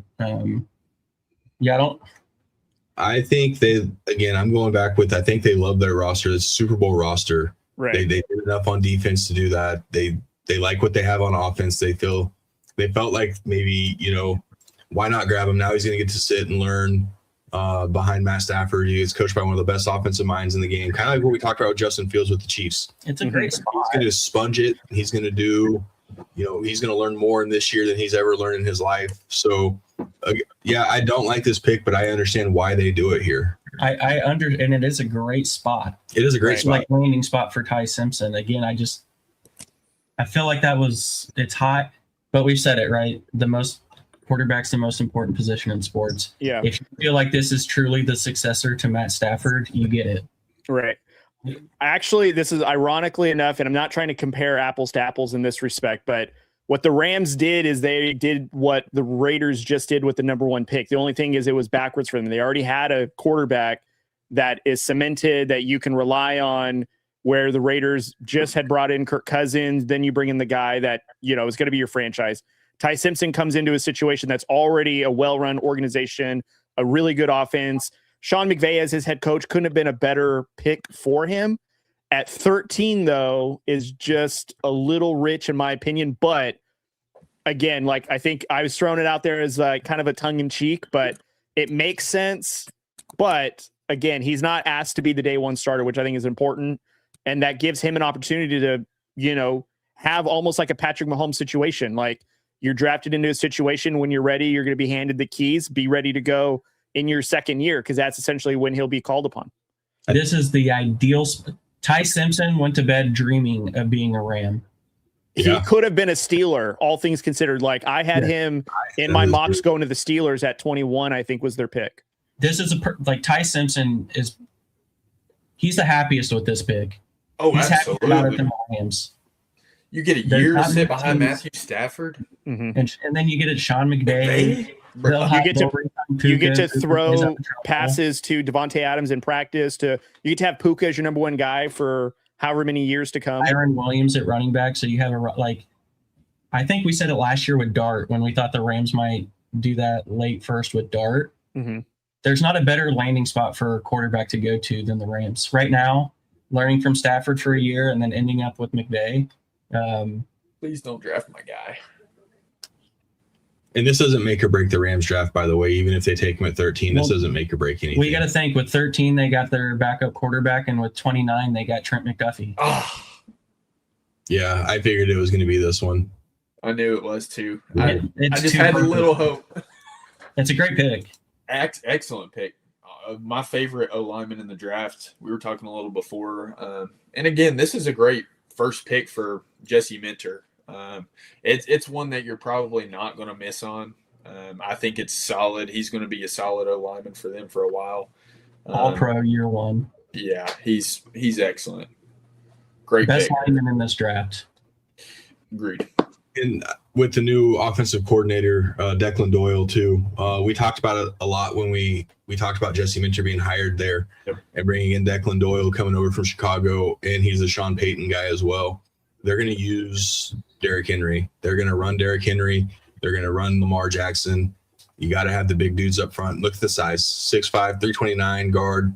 I don't believe he gave up a sack. I only think he gave up 2 pressures while at Penn State. So Mauler. And again, when you go up against D-line that you're going to face in the North, this is right. If you think you're going to make a run, even the D-lines you're going to face on the path, right? Like, if the Texans make the playoffs, we know about their D-line. We know what Denver's like. The Patriots have a great defense. Maybe the Chiefs get back to a defensive line at some point with the remaining draft and offseason. Who knows? But There's some good defensive lines you have to face. Yeah.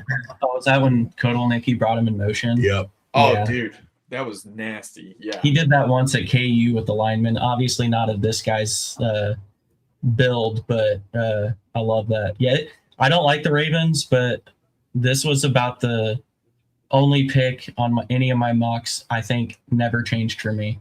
Yeah. I think my mock, he went out here too. Are we surprised, though, that they passed on Baines? No. This was too perfect of a fit. Yeah. They lost Linderbaum. Massive need. Yeah. Cody, as you know, they lost Linderbaum in the middle. Of course. Their guards were already kind of spotty anyway. I still think they get another guard / center somewhere later in the draft as well. Mm-hmm. But sitting at 14, you walk away with the best interior lineman in this draft. I don't think it would have been anything else unless this guy was gone. Well, now we have the Buccaneers due to pick at 15. Baines is still on the board. Best fit, according to ESPN, is saying Sadiq. I was having Sadiq go as early as 15 in my mocks, but I did not have Bain dropping essentially past the 10th pick. He would have been gone within 10 picks. So the fact that he's here, that's a great pick for the Buccaneers if they want to have that solid edge. Essentially, if Baines is all that he's reported to be, that'd be a solid pick for the Buccaneers on that defense. Yeah. Between those two, I think they go the premium one with pass rusher. Yeah. I know they lost Mike Evans, so they may need a little bit of that big body guy. Chris Godwin, love him to death, but he's injury prone and he's getting older. Mm-hmm. So another weapon may not hurt, but it's hard to pass up a premium position like edge rusher when it is a position of need. Man, yeah, I'm kind of baffled still. Too. Yeah. The Ty Simpson pick? The Ty Simpson pick, man. Were you hoping he was there for the Chargers at 22? Is that what you were hoping for? No, definitely not. Was he a quarterback that can win a playoff game? That one caught me off guard more than that tops the cake as far as that was the biggest surprise, and I think we can all agree that was the biggest reach in the first round so far. Like did not expect him to be within top 15 picks right now, but this is definitely one we have to wait like 3 to 4 years to really know. I mean, all things considered, does it matter what pick that they go if they hit? Like if he's the 13th or 31st pick, if he hits, he hits. Absolutely. But when you look at it from everyone else's perspective, like they had 2 first-round picks ending the season, right? Mm-hmm. So with those 2 picks, they got Trent McDuffie and Ty Simpson. Yep. So you could look at it as, the 13th really was McDuffie, but they didn't get that. Mm-hmm. But they got an elite corner and their quarterback of the future with their 2 first-round picks. Not the worst case. I'm with you, Caleb. It is still kind of shocking. Because I don't think I even had him in first round in a single mock. I did. Yeah. I know you guys mentioned it towards later, some of the couple mocks, but I didn't like many of the quarterbacks in this draft, period. Even Mendoza for that matter, but we knew he was one. Mm-hmm. So yeah, that was surprising. Are we going to say, Corey, one of your questions was who was the first team to screw things up? Is that going to fall in that category, or are we still waiting for a team to screw things up? I think that gets kind of close to being that. But like I said, this isn't going to make or break their draft. Again, I think they like what they have, their roster. And has anyone broke the draft yet, to your mind, or ruined it yet? I don't think so. I think maybe Tate to the Titans. Yeah, but I don't think he was going to fall much further past that. So I mean, I would make a bigger argument that the Jeremiah Love kind of snowballed into like where we have Baines falling out of into bottom 15 essentially. I can make that argument that kind of started the snowball effect of maybe the Chiefs now need to trade up to get their guy, thinking that maybe the Saints want him more or whatnot. So, but I think a lot of mocks had Jeremiah Love going 3 anyways, so I don't look at 3, that. 4, or 5. Yeah, so or 3, 4. Commanders. We had some mocks where Ruben Bain, though, has fallen within the top 5. So it's, I think my biggest point is there's kind of a bigger snowball effect happening with the Love pick. And I'm not saying that it's like making or breaking the draft. It's just, I think the flow of it just changed. Let's see what the Bucks. Ruben Bain Jr. Yeah, you just got to go premium when they fall to you like that. And Todd Bowles will know what to do with them too. So yeah, well, he's going to need a guy like Baines to save his. He's probably got this year and that's it before he's. Yeah, he's on the hot seat for sure. Oh yeah. Definitely. No matter this dude's arm length, this dude is a dog though. Mentioned it earlier. If he doesn't quite work out as the pass rusher you think, he is a dominant run defender. He has a relentless motor. And he'll use this as a chip. Yeah, he will. But I think at 15, even if he works out to just a pretty okay pass rusher and dominant defensive end run defender, it's easier to swallow here than it is, say, a team taking him at like 6. Right? You get him at 15. I think it's this is a great pick. Kind of fell to him unexpectedly, but I like it for them. When I told you guys on TikTok Live the other night that, yes, he fall, but I said he'd stay in the top 15. So, hell yeah. Thanks, Bucks. I will say if there is a division for him to fall to give him the best opportunity to shine, it is the South, the NFC South for sure. Because that's a pretty weak division. And so he could very much have a Myles Garrett type of year in that division. Well, hold on. Caleb, go ahead real quick.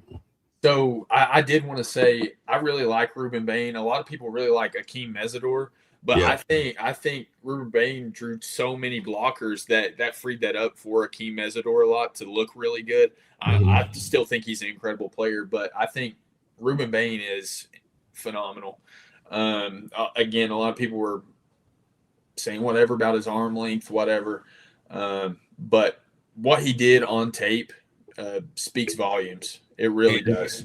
Everything cool you said about 13, Cody, with Ty Simpson and getting, lucky on that one. You ruined it by saying Ruben Bain would be like Myles Garrett in that division. I didn't say like Myles Garrett. I'm just saying the seasons would be similar because he would be that edge that's coming around in a weak division. Just saying, yeah.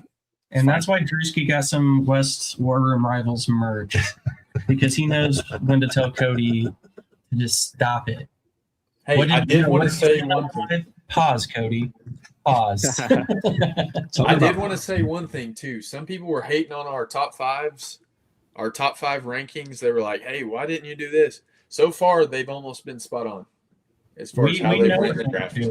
That's all I got to say. I'll toot our horn a little bit. We have some hot takes and wild takes, and that's all fun and games. But like when we buckle down and take it serious, like we did on some mocks, I had to tell you guys to get a little reeler in just a tad bit. I got wild. Specifically, somebody I had to tell reel it in a couple times. He's like, mock drafts are supposed to be fun. I'm like, yes, but we're also trying to build the brand and show that we have a little bit of credibility. What do you mean the Chiefs wouldn't have 29 picks in this draft? Like, come on. You traded all of 2027 plus some aging guys. So yeah, for real. But like when people can reel us in and be like, take it serious, we really do know a little bit about football sometimes. It might be surprising with Cody just giving the flag behind him, but even he knows football. Not because of the Raiders, but because he pays attention to the game itself. But I'm glad you said that, Caleb. Yeah, dude. One of the things I was going to look at towards the end was kind of how accurate some of these have been. So the only one that's off at the moment is the offensive tackles. The only one at the moment. So I think it would be great to look at our full first round mock drafts and just compare what mine's off. Mine's way off right now. Ty Simpson. Mine took a left turn at 3 and it hasn't turned back. So yeah, because I had Love to the Titans in 100% of my mock drafts. I had Caleb Downs going to the Giants. Yeah. So yeah, I did too, I think. So there's going to be a couple that are off, but I've been pretty close on a lot of them. Does it count though if like the team and the player are selected, just not the right pick that we said? Well, that's what I said. That's why you're taking that player. So I had Chiefs taking Delane too. So, but it was obviously at 9. Yeah. I never had Caleb Downs reaching the Cardinals though. I have a feeling. Okay, talking about the Jets now. Goodell's walking to the podium. I think this is where we see McCoy. Who? Kenyon Sadiq to the Jets. Damn it. They just had a pick on Mason Taylor. Oh, Jesus. I was think it would have made more sense to go cornerback there, but all right. Wow. First off, great. They're getting a hell of a player. Let's just say that. They No are, shade on absolutely. Sadiq. Kenyon Sadiq. Oh yeah, love Kenyon Sadiq as well. Incredible athlete. I thought they could have gone with a cornerback at that spot. But hey, Yeah. it's all good. This is my favorite player, offensive player in this draft.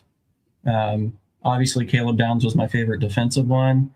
I love this guy. He can be receiver. He can be tight end. He can be inline tight end because he is better at blocking than people think, which is crazy because he can also just fly by you.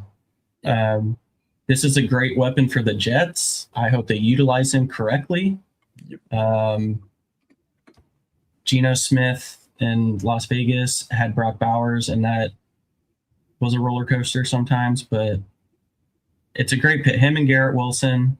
And Mason Taylor too. Like I like That's that true. doubled up. I like the 2 tight end set here for the Jets. That is true. And they're both multi-dimensional, more Sadiq than Taylor, but So an Arch Manning's throwing to him next year. yeah, Dante Moore, Yeah. his homie.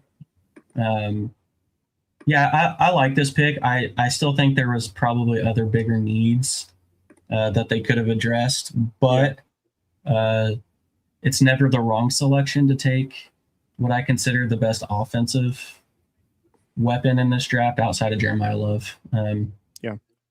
So, yeah, no, I like it. Probably a B, just because I don't think it was a big need. I think for the position, now granted, like Sadiq, there's some levels to like how much better he is than the next tight end. So I'll just say like, it's not like there's a second tight end that would have fit the same skill set. Like Sadiq is a very athletic, multi-positional player. I think for what I'm thinking for the Jets, like probably could have used some different positions, important positions. Like Austin, you've been preaching this all episode. Cornerback is one of those premium positions that you need to get.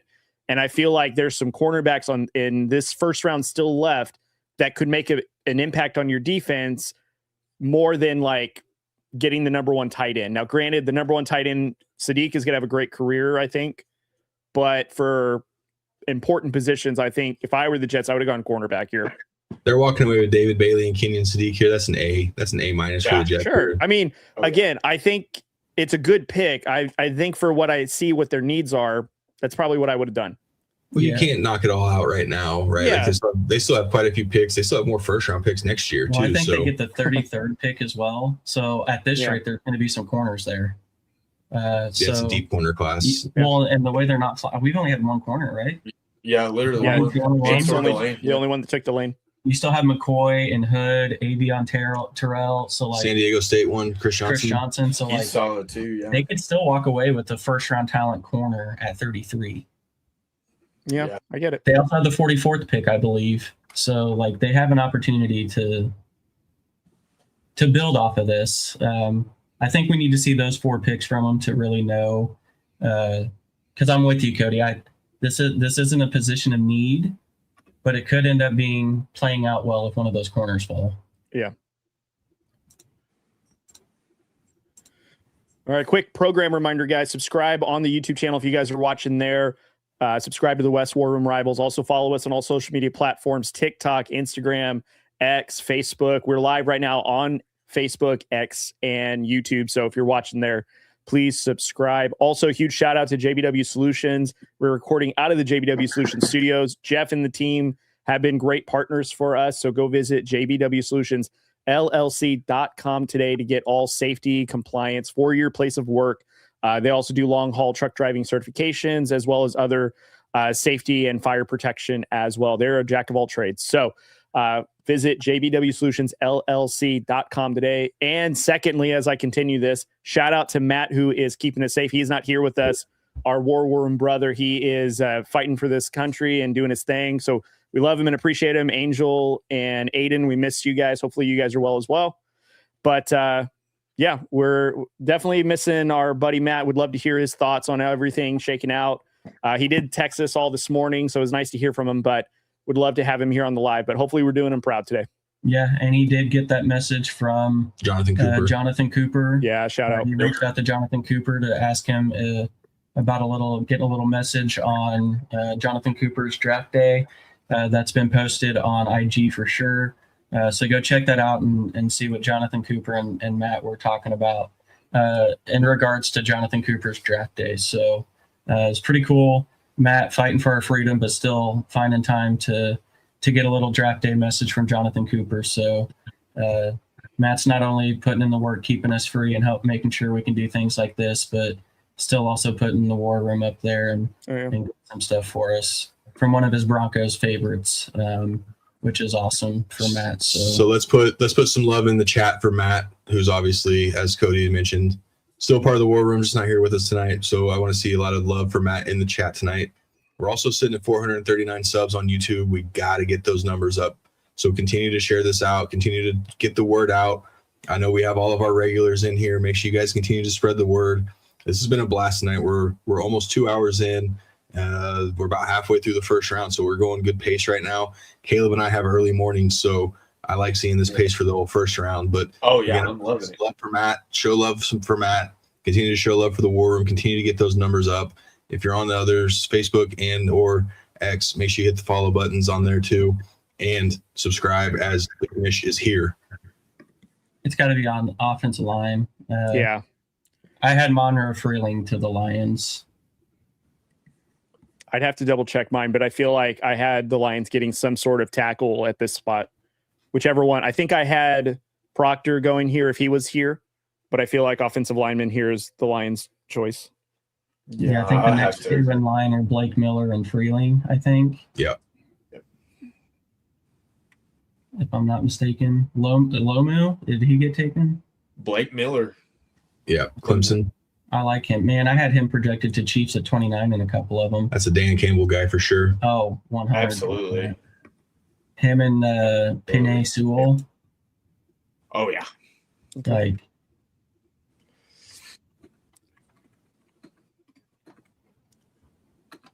oh, yeah. I had this guy. I think that's a great fit. They must have saw something in I saw so many of them getting Monroe Freeling. They must have really liked Blake Miller, like really, really liked Blake Miller. He's consistent. For sure.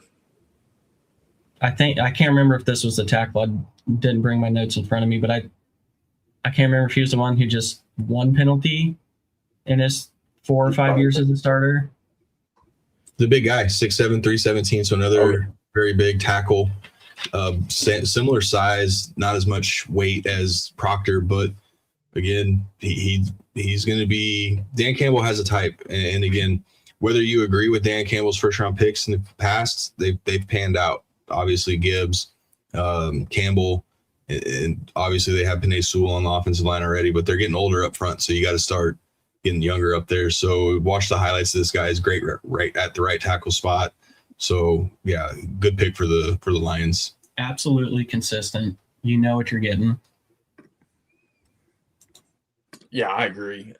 He's a mauler in the run game. Yeah, I'm curious to see who they move, if they move him to guard or if they put him at left tackle, because obviously Penei Sewell plays that right tackle position and they have a obvious need anywhere else on the O-line. So I'm curious to see where they play him because he played a lot on the right side, but I think he's very versatile. Like you can tell just how he plays. I think he would be a really good left tackle to protect Goff right there, you know. Caleb Banks to the Vikings. Oh, wow. Defensive tackle from Florida. That's a good pick. During TikTok lives, everyone kept saying I was dumb because Caleb Banks in the second round of Denver. I told you he's a first-round pick. I don't care what the injury says. Oh, yeah. I still think this is a little high. No, I like this pick for the Vikings. This is his second foot injury in like 2 years, too. Like, I still think that's a little high. I did think the safety from Oregon would be here as a replacement for Harrison. I thought so, too. But you know what? Banks, though, for interior, for what the Vikings and what Flores likes to run, it's a huge fit for him. Like that's a dog to get. Well, I believe they released Allen, or they released one of them. One of the D tackles, they released them. So this is a good fill in. I mean, 6'7" or 6'6", 327. He's good. And as you can see, as on the highlights, they can move him around too. He can be edge. He can be inside. Caleb, do you have something to add? No. I was just agreeing with you. Yeah. Are we surprised Pete Woods? I am a little surprised by. Yeah. I'm a little shocked by it myself. So now it's really questioning what my Chargers are going to do here in a few picks because, like, do we go O-line? Do we go D-line? I'm really curious to see what happens here because a lot of the guys that I really like are gone. I will say I love Peter Woods. So yeah, you got Pete Woods. I think Falk or Mesidor, too, for the Chargers. Agreed. I like both of them as well. Yeah. I hate to say this, Caleb. I would not be surprised if he's still there. And I don't know if this player would still be there. He might get picked in this next pick to the Panthers right now. But I would not be surprised if Lemon, if he's hanging around there, your Chargers go after him for a little bit more speed, like what McDaniels likes to run, with having him next to Harris, who you guys just got. You guys need a replacement for Keenan Allen. So I would not be surprised if Lemon comes off to you guys at 22 if he's still there. So. Yeah, I wouldn't mind it. I've seen that they really like Casey Concepcion, and they do want to add to the wide receiver position. So, again, that's definitely an option. That's a great option. I didn't even think of Cody. Well, and again, Panthers are on the clock right now. They might get another receiver because I don't know how much they're into Xavier Legette right now. He might be somebody that they put with Jalen Coker. Breaking news: Eagles are trading with Dallas. Eagles get the 20th pick. Dallas gets the 23rd, 23rd, 114th, and 137th. Dallas made out like a bandit there. They must really like someone. The Eagles.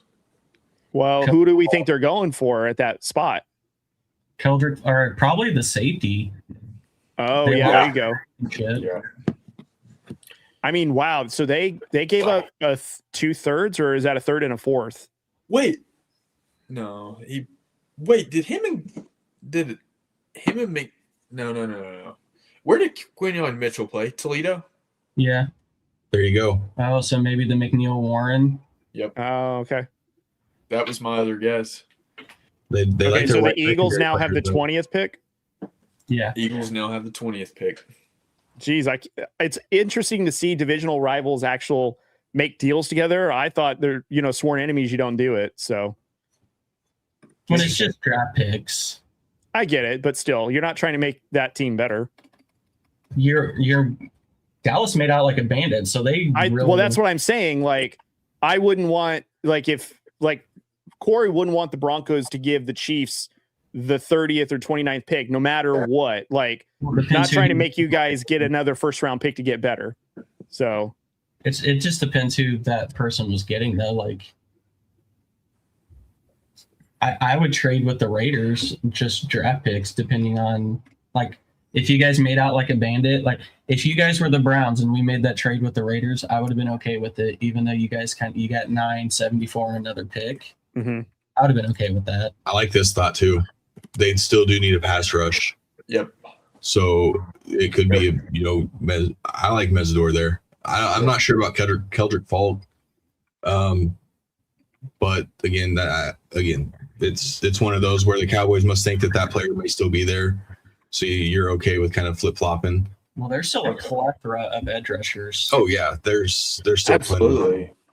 Like right now, if the Chiefs got Cassius Howell at 29, yep, I'm gonna go sleep like a baby tonight. I don't know. All of my mocks had the Panthers taking frickin' Sadiq. Yeah. So I feel like they're going offense on this one. I don't. I think you don't think so. No. I feel like their defense is good to where they're gonna just want to improve the offense, or at least like how they get Bryce Young the season. And Jalen Freeling. Yeah, that's a good pick. So tackle, okay, that counts as offense. Okay. That makes sense. I'm okay with that. Yeah, I'm okay with that. Trenches is never a bad pick. I agreed. 100% agree there. Yeah, Caleb. Well, shoot, even Even the Chiefs, I had to watch the Bucks beat us in the Super Bowl real bad without offensive line. So look, another 6'7" offensive lineman. Literally. Some behemoths. Matt would be hating this draft. Oh man, Yeah, Peter Woods and Derek Browns would have fed families in Carolina. Let's see how quick Dallas gets their pick in. Like, did they know? Well, I guess this would be Philly's pick now, but Yeah. they haven't officially. There it is. Now it's official. Oh, do we think maybe this is where they get Peter Woods? The Eagles? Could be. Maybe. No, they still got Davis and Carter. Or do you think because they're trading AJ Brown, they go Lemon here? Damn. The receiver would be a good. Yeah, I think so. Yeah, the receiver would be an option here. Unless they're clowning everybody and they revoke the trade to the Patriots because of Mike Vrabel. Ha! That trade doesn't actually happen. By the way, the fact that that's still getting media news is kind of dumb at this point. I'm tired of hearing it. Why don't the Eagles have Jalen Carter? Who doesn't have Jalen Carter? I don't know. Drewski said he thought the Eagles didn't have him anymore. Well, I think there was a rumor that he was going to be traded in the offseason, but he's still on the team as far as I know. Uh-oh, here we go. It's Mekhi Lemon. They're getting rid of AJ Brown. They got to get another weapon. Mekhi Lemon. Yeah. There we go. AJ Brown's gone. The moment you said that about AJ Brown, that slipped my mind. Yeah, well, I think he's going to be a June 1st post trade, right? Yeah. Yeah, no, you're right. I forgot.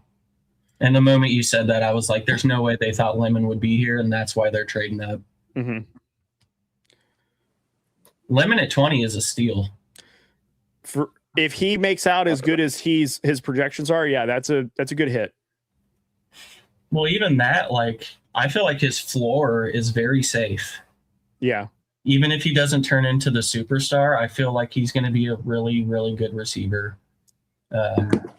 He doesn't have the high ceiling like Tate or Tyson, but I think he has a higher floor. Yeah. And going to a team where you already have Devontae Smith, I think this is a great fit. He's never going to be asked to be that guy. Right. Not soon, anyways. So I think that officially makes AJ Brown a Patriot. Like, yeah. For real, right? Does. Yeah. Now the hometown team. They got to take Peter Woods. Hometown team. That's such a Steelers pick. It is. That, or That's they a can go with Steelers the pick. Oregon safety.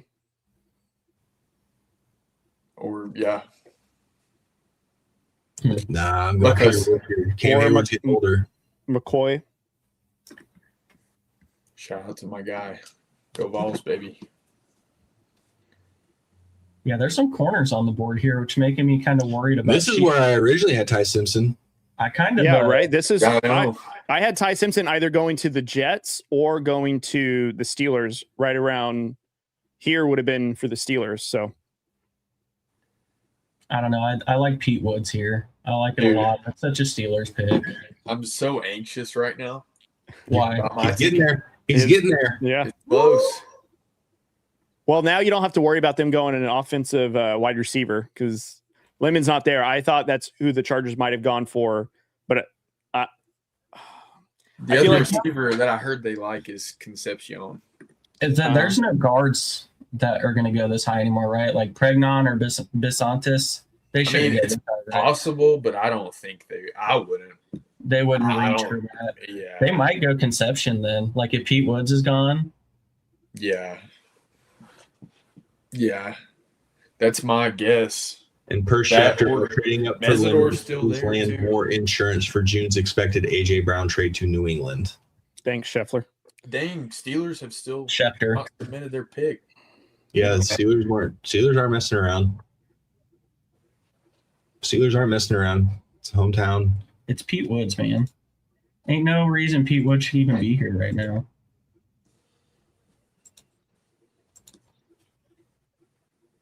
Honestly, let Pete Woods fall to 29. Let him fall to 22, please. All the 22. One more pick. One more pick. One more. Get there.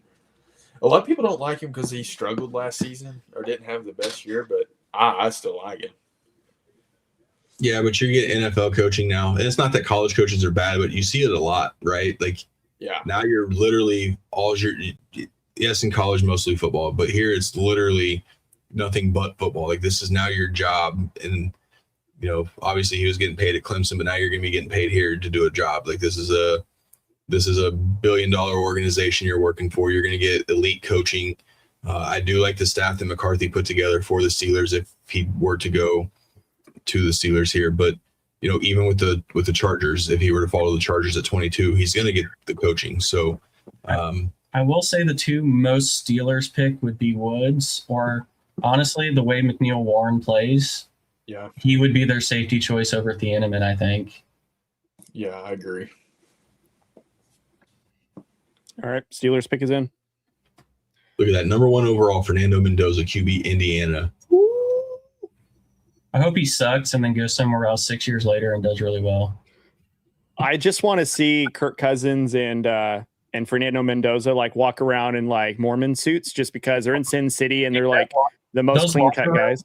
The locker room with those two and Max Crosby is cinema. Did you see the video of the first day of training camp, and it's a clip from Hustle and Flow with the skinny white dude. Yeah. At the end, he's like, "Let's go smoke that joint."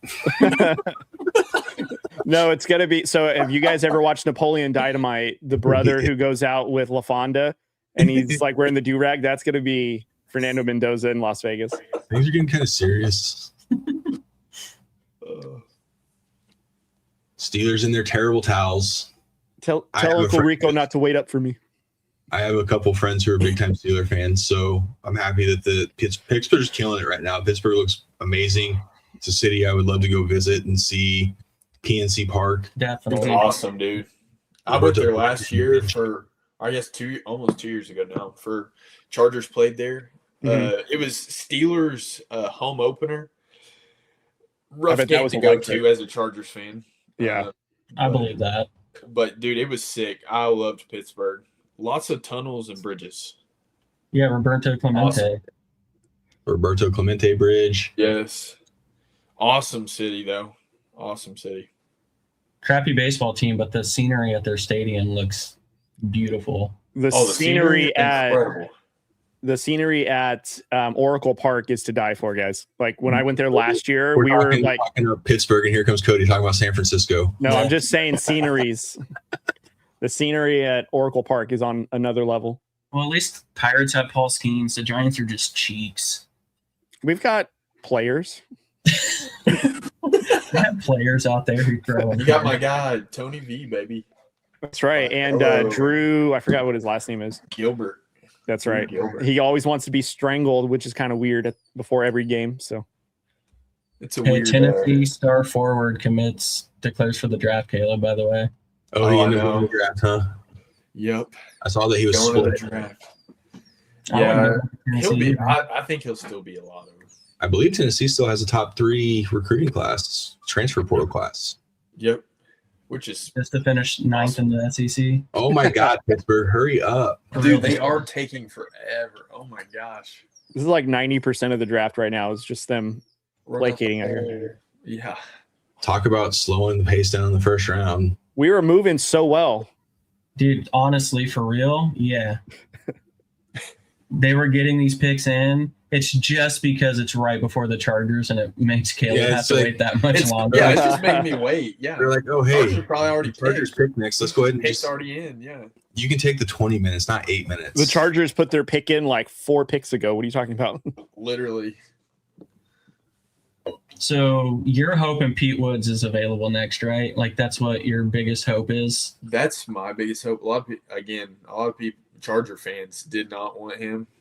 Just because he didn't have a great year last year, but I think he's like would fill massive hole on our D line. Yeah, and putting him around like Latufa, and Khalil Mack, and like on a defense with like Henley and Derwin James, like Maxie Hanshin. Damn, I can never say his name. This is that tackle run. This is that tackle run the Chiefs were thinking about. This is what they talked about, that they were scared of the tackle run and they would miss out at 29. Please keep going with tackles. Let us make it take Cassius Howe, baby. That's a great pick, though. I like this guy. He's a big dude. I think he's still really raw in the football world. Yep.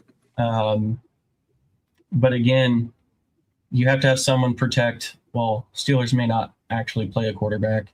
You have to have someone there to protect whoever's taking snaps. Do we think Aaron Rodgers comes back for one more season with Mike McCarthy here? Dude, at this point, they should just tell him no. Honestly, you're being. I mean, at what point do they roll out Will Howard, or is like, I know that he may not be the future, but like shit or get off the pot, Steelers, when it comes to quarterbacks. I haven't done anything. Well, I think that's the only reason they're going to let Rodgers do what he wants. Yeah. Hold them hostage, essentially. But this is a great pick. You'll hear us say time and time again, trenches is never the wrong answer, especially on a team like the Steelers. They have an identity, and I think they're trying to get back to it. I think you all will like this poll. I had to include O-line. But is there an O-lineman that you would be okay taking here?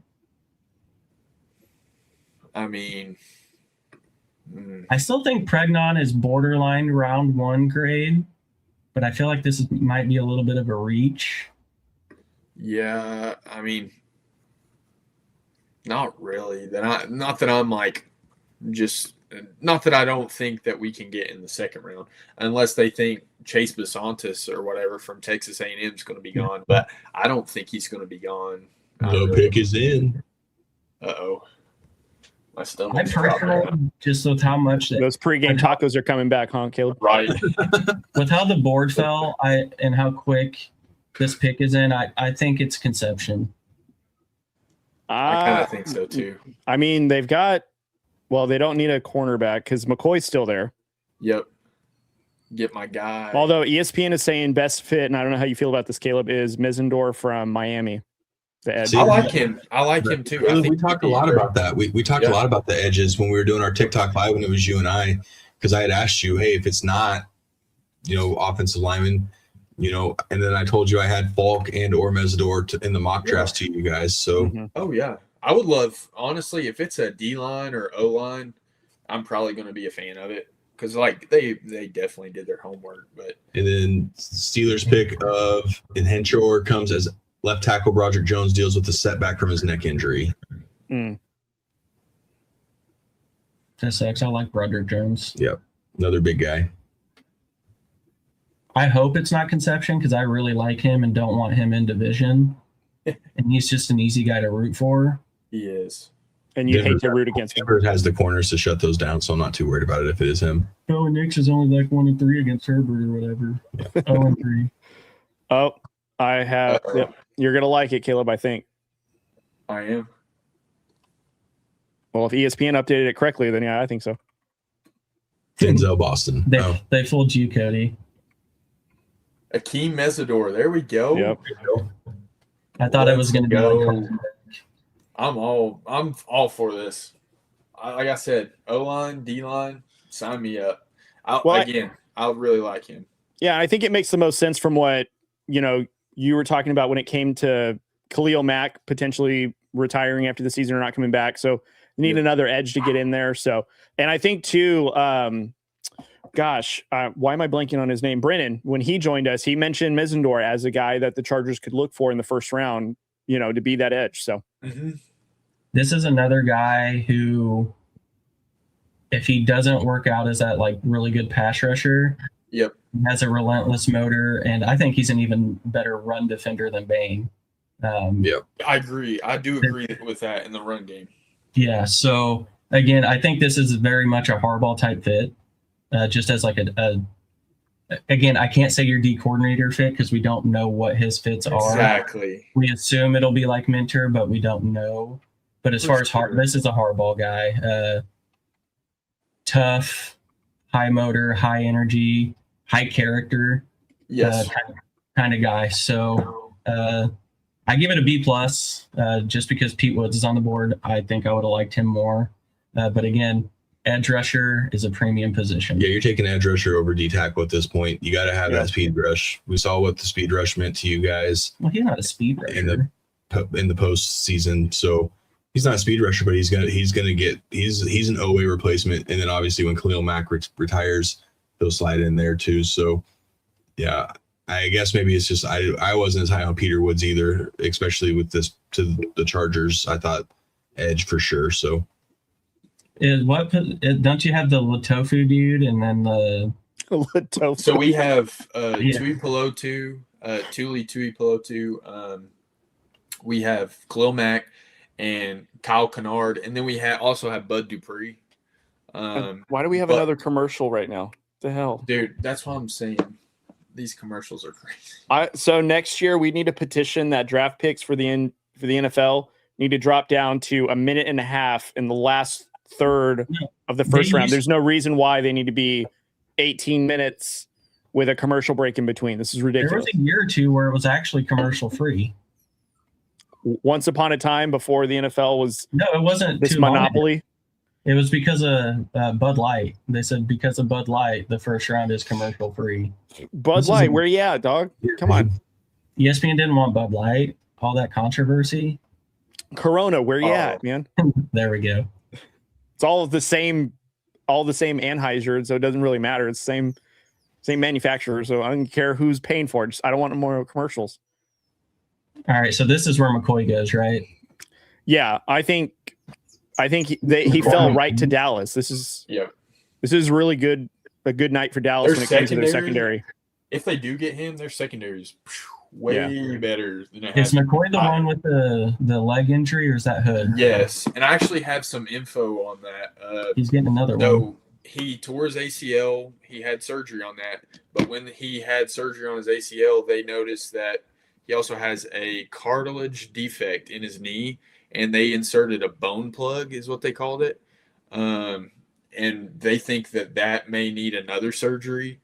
But Dallas, from reports, Dallas is the one that really liked him throughout the process, and they think their doctor he's actually done this. He's done this multiple times. Well, no that matter kind of where thing. he gets drafted, they said Dallas's surgeon would be the one doing the surgery. Either Yes. way, and from what I read, is if that second surgery goes successful, there is no long-term ill effects or anything. He will probably miss one season.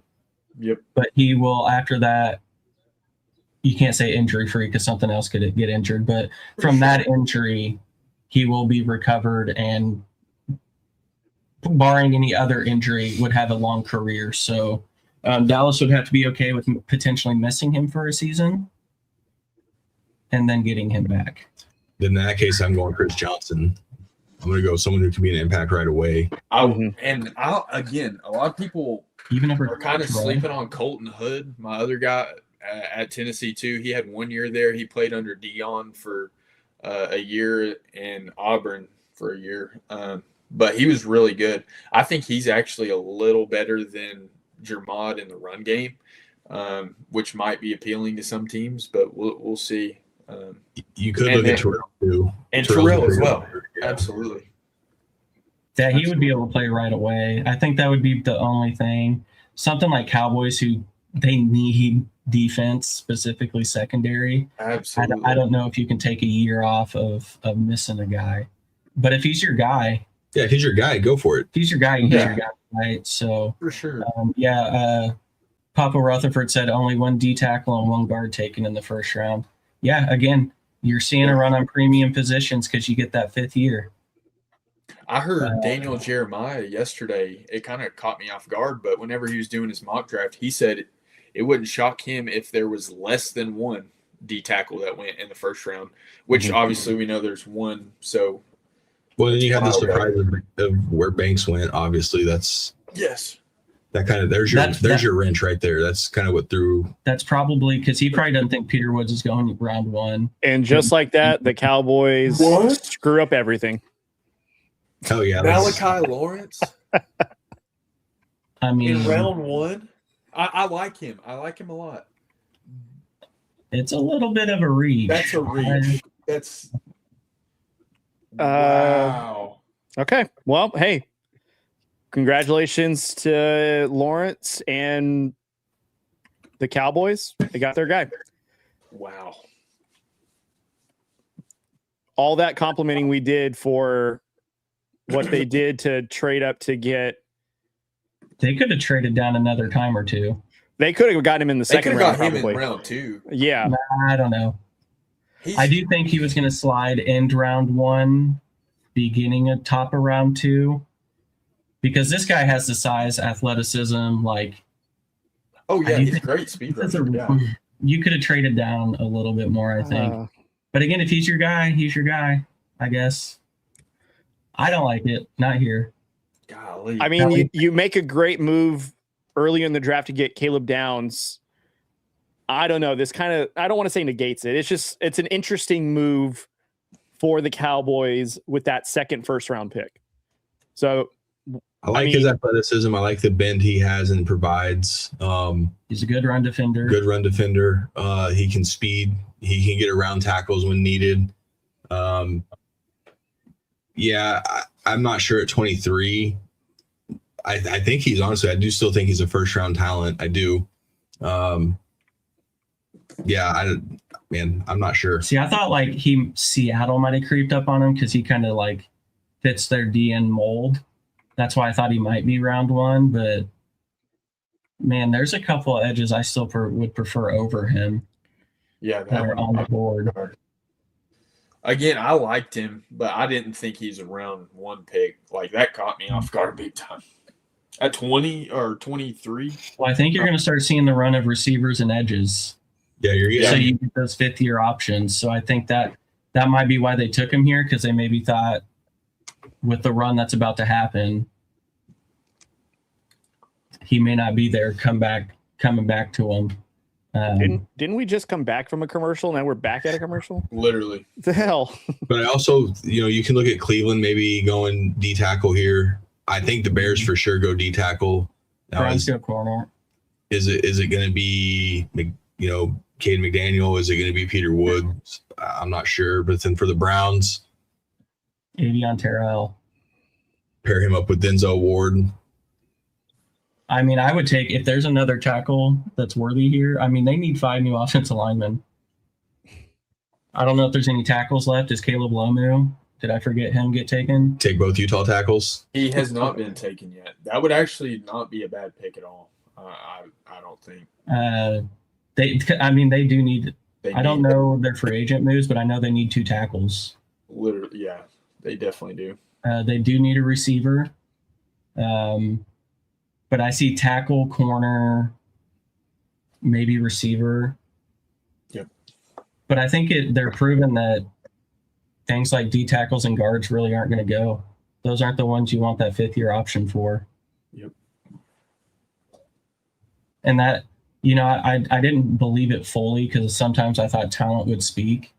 But I think this draft is kind of showing that teams really do care about that 5th-year option at the premium positions. Caleb Banks, barring the foot injury, I think he's worth the 5th-year option at D tackle. And then obviously the Penn State guard, he's going to be all pro real quick, so he's worth the 5th-year option. So the talent spoke for them. But outside of that, like Peter Woods, is he someone you're trying to get a 5th-year option for? Maybe. Probably not at D tackle. Yeah, no, I don't know. What Browns do with their first one? The other Utah tackle? Yep. Yeah. I don't think they double up. I think they go receiver or corner. That'd be wild if they. That'd be dope, though. They'd give him some comfort, right? Get my homie to come to the pros with me. Or they could. No, I guess that's Indiana. Kind of the same colors. I was going to say Omar Cooper. Well, I mean, you could. I mean, it wouldn't be terrible to go receiver here. Browns draft Diego Pavia. That would make too much sense. That's their Johnny Manziel 2.0. Literally. This time, Johnny's gonna mentor him to not do the same mistakes. Well, Johnny's need to mentor himself right now.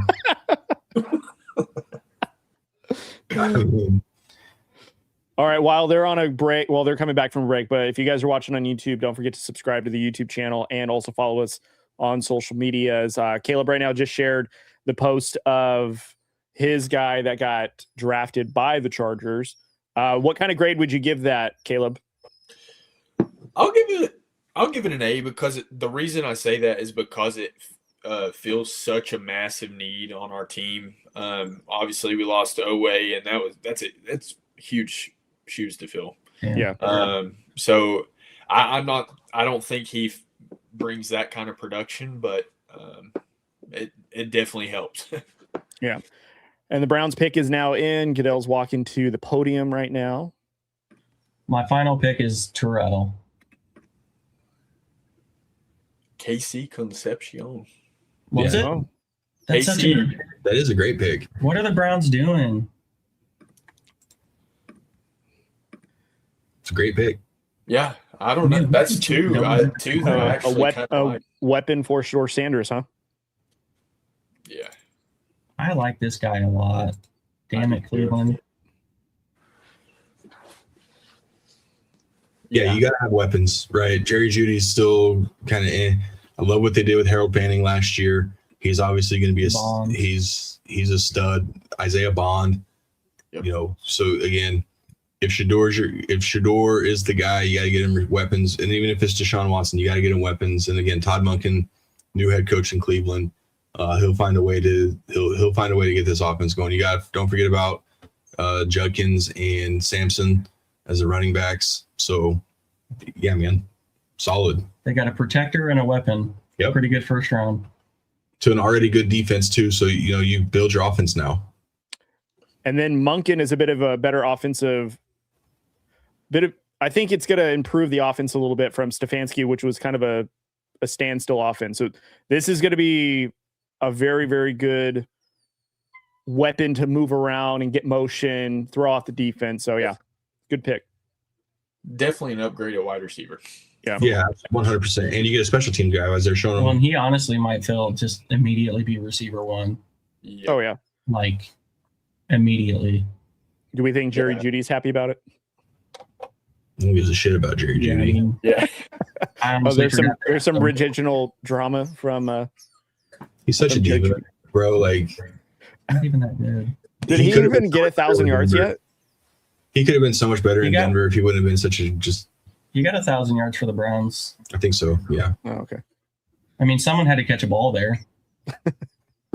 So they walk away with Spencer Fano and KC. Yeah, I mean that's a great first round for the Browns. It's like a 94 grade for sure. Too bad Brody's not in the chat. I'd like to know who he'd want to go with what's remaining. It's D tackle or edge. This is a Peter Woods, Caden McDonald area. Keldrick Falk. Yep. And the pick's in. So He I will also, say- no, I think that was Bill that might need linebacker. Bills would. Yeah, I think Buffalo would be like a CJ. And now we're starting to talk like CJ Allen territory. I've been talking to Drewski about that. CJ Allen for Buffalo. So we'll see what happens. I mean, their biggest need is edge, like 100%. It's defense. They got to have defense. Their offense will be fine. Well, I guess they lost both safeties, didn't they? There could be a safety here. They lost a corner. I think they released their middle linebacker, didn't they? Edmonds. So, yeah, I mean, they need some defense. Yeah, they need defense. They're really stretching this to 8 o'clock. Literally. Well, 8 o'clock my time. It's probably 9:30. 11. Yeah. Jesus. We're toughing it out, Caleb. We're doing it, man. Here We we go. are. We can The do it. NFL hates its East Coast and Midwest audience. Literally. Might be a 2 energy drink kind of morning tomorrow. Who knows? What's Oh, crazy? yeah. 10:30 there. Yeah. Oh, it is. Yeah. Because it's on the East Coast. Yeah. Yeah. It's wild. Like, they really want this to go to 11 p.m. in Pittsburgh. Hell no. Well, if anyone needs an energy drink, reach out to blueday.com. Partners of the show, use Blue Rivals Day. 10 to get 10% off your order. And it just blew. Yeah. Well, I see the box that says Blue Day. Mine says blue energy drink. Mine says Blue Day. Blue Caleb, which is it? I don't know. Blue energy drink, same thing. Blue Wouldn't- Day. We With have a no- day. Yeah. It might be like a 5 coffee kind of morning. I might take the coworkers up on the old coffee run after we get done doing our stuff. Right. And Yeah. So funny enough, I guess you had an iced coffee last week. What did you have? It was so ass. Well, do you remember what it was? I don't know. Good or badass? Not bad. I mean, it was bad. What was the coffee in? What was the coffee company that you had? Well, I don't want to give them a bad name on our show. Yeah, Like, they was might it be- Starbucks? no, it wasn't Starbucks. They might need to be. What do you guys have over there? You guys don't have a Dutch Bros, so 7 Brew. He We said have- he's not going to say it. Yeah, I'm not going to put out bad info to this What if they want to be a sponsor someday? because I'm actually going to give them a second chance tomorrow. Oh, is that right? You're so benevolent. I mean, And you can't do hot. You can't do hot. I can't do hot. There's no reason. I'm not drinking piss. I don't even drink hot in the winter, man. Yeah. That's true. I've been drinking iced coffees even in the winter for like 8 months now. So that's all I want it. I want to drink it now, not have to wait till it cools down. Yeah, I agree. I agree with Papa Rutherford over here. Enough with the damn commercials. We've had 4 commercials the last we were doing 4 We're doing days. so good. we were doing so well. NFL's That really was just probably like screwing us up right now. Pissachino. Yeah, Pissachino. That's what I'm going to tell my They got- coworker tomorrow. I wonder if I go up to the window and be like, I want a Pissachino. You better watch out. They might have that. What are these guys? One of my coworkers gets like a banana bread latte, whatever, from this company we have a place called Dutch Bros here. And hearing that, I just wanted to yak, like, who would put banana bread in their coffee? It just doesn't sound appealing. Banana bread, dude. Banana bread's great, but not in a coffee. Well, yeah, the coffee would ruin it. It's like the white girls and their pumpkin spice, the I love me some PSLs. pumpkin Okay, I'm spice. not gonna lie. I'm a white girl then because I love me some pumpkin spice. So I could eat a whole pumpkin pie. Mm. all right, finally, here we are. See, this is what happens when the NFL leaves us alone for too long. Yeah, we start talking about Pissatinos. Here we go. Keldrick Falk or Zion Young? Zion Young wouldn't be too bad here. Come on, Goodell, spit it out. Bruh. No, they're trying to drag the this out. Enderman. There we go. The Enderman. What? I mean, we did say they need a safety. I don't like this safety though. Wow. I thought that's a good pick. Yeah, I Yeah, think they so. lost Byard And Brisker. And Brisker. and Brisk. Ooh, golly. I would prefer the other safety. I like this guy's motor. I think he's going to I do fit. too. I think he's going to be good. I'm not upset with it. I thought it was a really I good think pick it's for the what's right available. area. Yeah, I think this is the right part of the draft for him. I mean, I can still see a Toledo safety getting picked here towards the end of the first round as well. So, Buffalo should just take him. but yeah, again, the safety of need. They're 6 foot, 201. He's going to fly around on that defense. So Yeah. it was definitely a need. So yeah, I mean, I would have went D tackle here. I thought they needed some bigger guys up front. They need a D line. D line. So Who Texans trade with? I wiped the alert too fast. Texans. I haven't seen that. Yeah. I'm behind. Drewski, who do you want at this pick for your Buffalo Bills? He wants CJ Allen. CJ Allen. CJ Allen? I talked him into CJ Allen the last few weeks. I would still rather have Anthony Hill though. Just, no. Anthony Hill's not even that Hey, good. I will say the CJ Allen thing, I've kind of started to get on board. Did you know he was a straight A student all through high school and he never was tardy or missed a single day of school and all kinds of stuff? They're like A+, like, dude. That's Like he's great like a characteristics. Great So that's- characteristics. You're looking for a player like that, man. Not in Kansas City. if you're not doing something wrong off the field, we don't want you. What do you mean you weren't snorting? Is there any Georgia? Never mind. Georgia players at 29. Well, I mean, CJ Allen's technically Georgia. Buffalo trades to Houston. Oh, okay. Oh, so Houston did trade somebody. Houston did trade someone. See, yeah, Brody wanted Pete Woods or Caden McDonald. Yeah, he wanted D tackle. All right, so Bills have traded their pick to the Texans, as the guys reported. Who would the Texans want? Is this where that D tackle goes? I don't think so. I think they like their D-line. I don't think this is a defensive pick. If I'm being 100% honest with you guys. You think they're going tackle here? I don't. Receiver. It could be. I mean, tackle. there's Denzel Boston is still available. Who would they think the Niners would take? That's who they're trying to jump. Jermon McCoy. No, shout out. I mean, they got 2 legitimate All-Pro corners. I think let's add a third one to the mix. Why not? This is a tough one. And then Schefter breaking in saying the 49ers are attempting to trade the 27th pick. Well, give it to me. Who to? The Raiders would love to come back in here. The pick is in. I think it's offense. I think it's an offensive lineman. If I had to be honest, I think they're going to probably grab one. There's the other Utah tackle. Yeah, I think that could be it. Because San Francisco would have been looking for tackle as well. Right. Carson Beck. We've seen enough turnovers in the postseason, y'all. Yeah, I think it's the tackle here, and again, you need it because you keep trading away your offensive linemen. So Early. Denzel Boston would look awesome in a Patriots uniform. There's Nacho Fries. You want Denzel Boston, huh? Omar Cooper, maybe. You guys are about to get AJ Brown. Now you want Boston? I have a hard time thinking the Texans go receiver here, but I mean, I could be wrong. Nico, they just drafted 2 of those Iowa State guys last year. I agree. That's why I still think it's the tackle from Utah. Yeah, tackle for Utah. I didn't know one fell. I keep forgetting. Caleb Lomu. Yep. Lomu. That's a good pick for them. And if San Francisco trades out of this pick, I wonder who gets back into it. Well, they'll flip.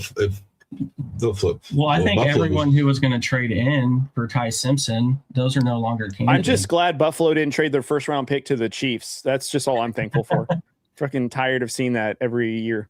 They could trade 28 to the Chiefs. Shit. That's true. Still hope. Oh, wow. I still think. Okay, here we go. Well, that's way too high. Why'd they trade up for him? They really like their guy. I can promise you I didn't make a graphic for him because I thought he was like late second, early third.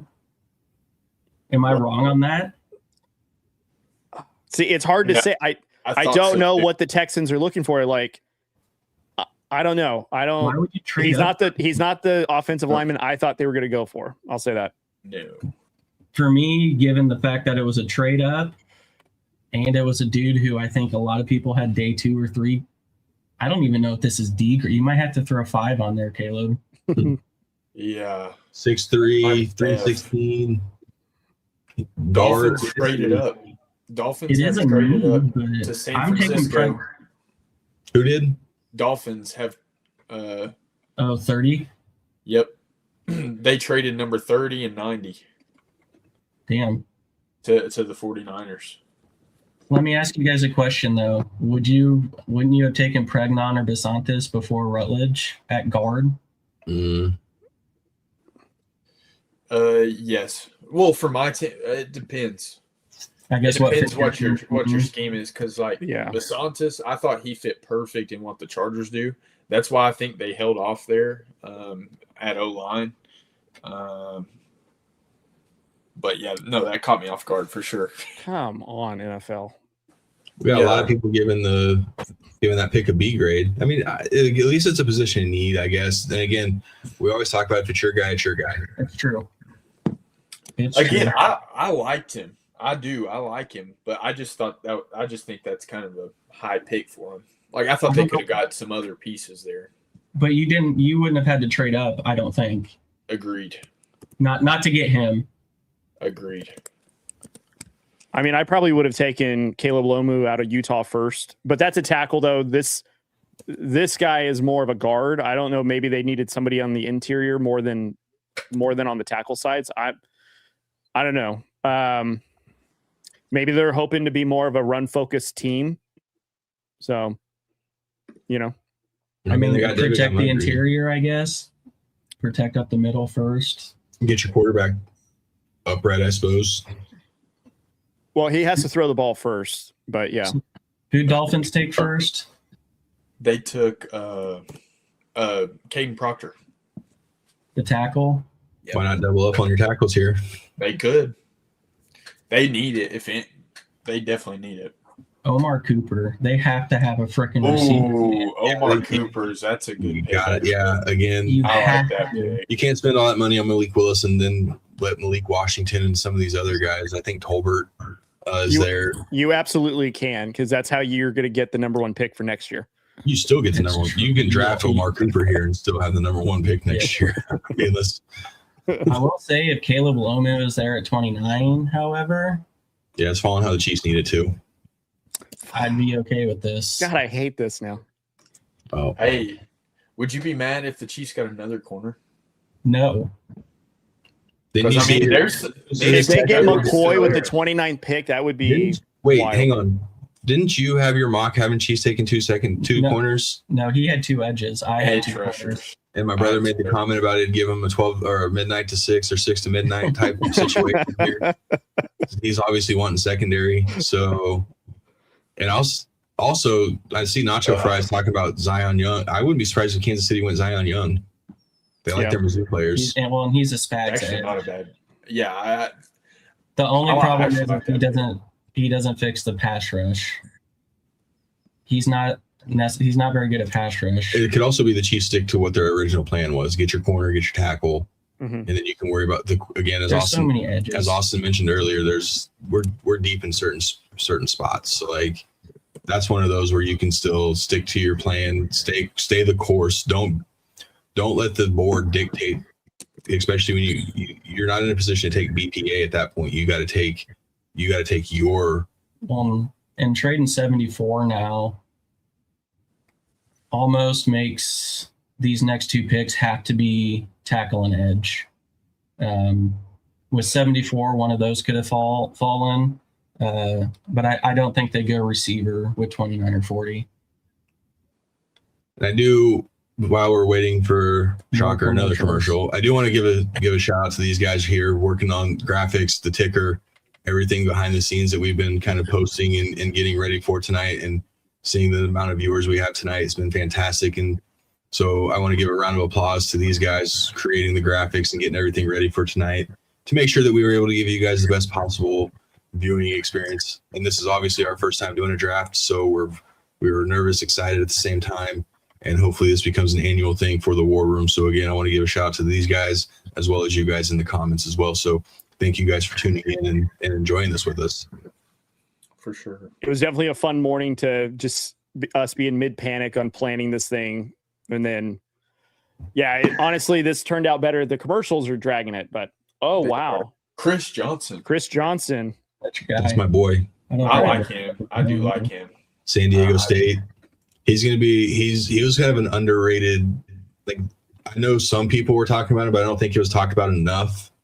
But this is one that I like this one. Again, when you're a team that's rebuilding, Austin said it multiple times already tonight, you can never have too many corners. This, obviously the Dolphins don't have many. So this is a good step in the right direction for that. And again, just watch the highlights right here of them. Again, I love this pick for the Dolphins. I especially when you got a defensive-minded coach who's going to know how to use them. Yeah, the position that every team is going to value: quarterback, how to protect the quarterback, and how to get after the quarterback. Buffalo Bills trade pick again. Did they trade with the Chiefs? The New England Patriots. Okay. Well, Nacho Fries, you're getting your wish here. Yeah. Why would you trade with the Patriots? That is weird. There's a lot of individual trading right now. Yeah. Are the Bills going to draft in the first round? Literally. Well, I think they know that CJ Allen's going to continue to why. I mean, it depends on what they get back. I mean, I don't know. Maybe it's a pick swap. Maybe they get an extra second rounder. Oh, you'll get an extra pick with it. Yeah, you'll get what pick in like the hundreds or something. Yeah. Proctor and Johnson for the Dolphins. Not a bad first round for them. I like it. I think out of the teams who have selected twice, that might be the one I enjoy the most so far.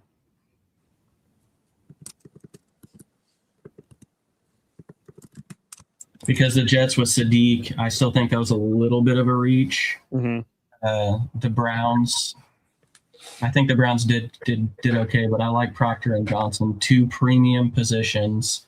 Talking about tackle and corner, absolutely nailed. They're still not going to win many games, but they're setting up for whoever they decide to take at quarterback next year. Wonder if Diana Rossini broke this pick. She is the pick. I wonder if it's a booty replacement. Pun intended there, Caleb? Unintended. No, not intended. Oh, there we go. But it fit. There we go. I meant we got Kayshawn Booty. Kayshawn Booty. Of course, that's what you meant. I mean, yeah. Let me. They had to jump the Chiefs for this one. Yeah, actually, I really, like that pick. really good pick for them. Yeah, considering what they need to protect. I really like Drake May. That was a really good pick. That's your right tackle. Well, you had to jump the Chiefs, so it makes sense now. I think the thing that's not talked about enough is the goddamn size of these offensive linemen that's been drafted so far. Literally. Well, you might be your left 6'7". Right. I still think Will Campbell's gonna be their left tackle to start, just to see. But as Austin mentioned, it wouldn't surprise me either if they did flip flop those guys around a little bit. But I still think that they do. I still think Will Campbell starts at left tackle and they kind of work their way just to see. You have to protect Drake May, especially signing weapons like Dobbs and trading for Brown. You have to make sure he has time to get them the ball. Yeah. And I will say, a lot of people aren't going to like the non-flashy picks, like we talked about in free agency. But this is a pick that they needed. It's great. Did you watch this? Like this? Yeah, literally. Yeah, they absolutely needed this. They absolutely needed this. You know, they addressed their receivers with money and a trade for AJ Brown post June 1st. The next thing was offensive line. Yep. So, honestly, I'm surprised he fell this far. I didn't think Chiefs would even have a chance at getting this guy. Pick is in. Yeah, I don't know who the Chiefs are going. Honestly, that was going to be my choice. I think they're going McCoy. I don't think they're doubling up on corner, but I think so. Corner. I still think it could be. I think it could be the dude from Mizzou. I hope it's Cassius Howell or edge rusher. We'll just say I think it could be an edge. Would you want Zion Young at this spot? No, I would prefer Cassius Howell and TJ Parker. TJ Parker's another name to kind of peek for. And even one that's kind of fallen, I wouldn't mind Keldrick Falk. Yep. Yeah, he's still there. Yes. Yeah. He's more of size. He has raw athleticism, which worries me because we need someone who can come in now and have a little bit of an impact, which is why I would want Cassius Howell or TJ Parker here. Denzel Boston. If we drafted Omar Cooper, I wouldn't be upset. Yeah, I like Omar Cooper. Yeah. I'm not a big Denzel Boston fan. I do like Omar Cooper. Yeah. But I still don't think we draft receiver with one of these first 3 picks we have. I've seen some Raider mock drafts where they're saying if Denzel Boston is there at 2 to go get him. I don't know how I feel about that. I kind of feel like I want a defensive tackle if he's there at 2. But you should want Omar Cooper if he's there. Well, if the way that it's going, it's going to look like that, or at least the Raiders are going to trade up to go get him. I could honestly tomorrow. I could honestly see it could be like a Peter Woods or Cade McDonald right here to the Chiefs too. Yeah. Oh man, I hope it's not. I hope it is not. Well, I hope not either. That's where we actually spent money in the offseason. Can never have too much big uglies up front. Get it depth-wise, though. Ooh, what if who's the linebacker that we've been talking about majority of the night from Georgia? CJ. Oh God. No. Chiefs are set at linebacker. We'll get one in the later rounds, maybe, but linebackers definitely. No. Bills fans would be pissed if it were CJ Allen and they traded back all the way to 31. I wouldn't even be upset if it was the Toledo safety. But again, I think we get a premium position because we're going to want 5th-year options with us always being in salary cap hell. You wouldn't want a receiver with the cloud around Rashee Rice. There's no cloud. He's been cleared. He's not going to miss any time. Well, yeah. No, I get it.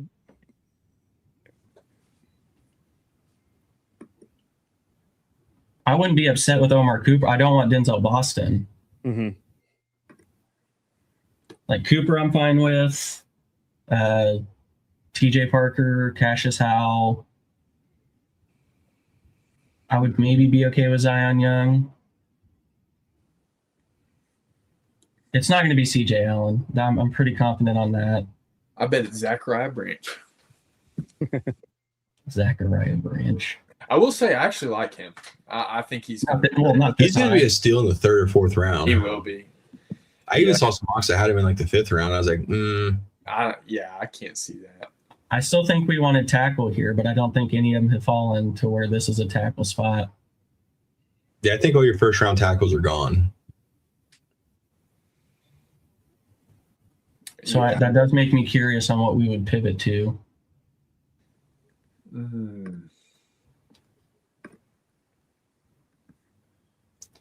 Malik Benson is a steal. Yeah, later rounds. I like Malik Benson from Oregon. He was kind of one I had one of my original mock drafts. I had Denver taking him in this. I believe it was the 4th round, maybe this one of the 7th rounds. I'm not sure, but and then Peter Woods and Caden McDonald still on the board. Well, I thought Caden McDonald maybe late first round, and then Peter Woods. Yeah, that one's a little surprising to me, but Caleb's mentioned a couple times that his production last season. I mean, if we draft Pete Woods and put Chris Jones at DN permanently now, where he's been lining up decent amount for us. Here we go.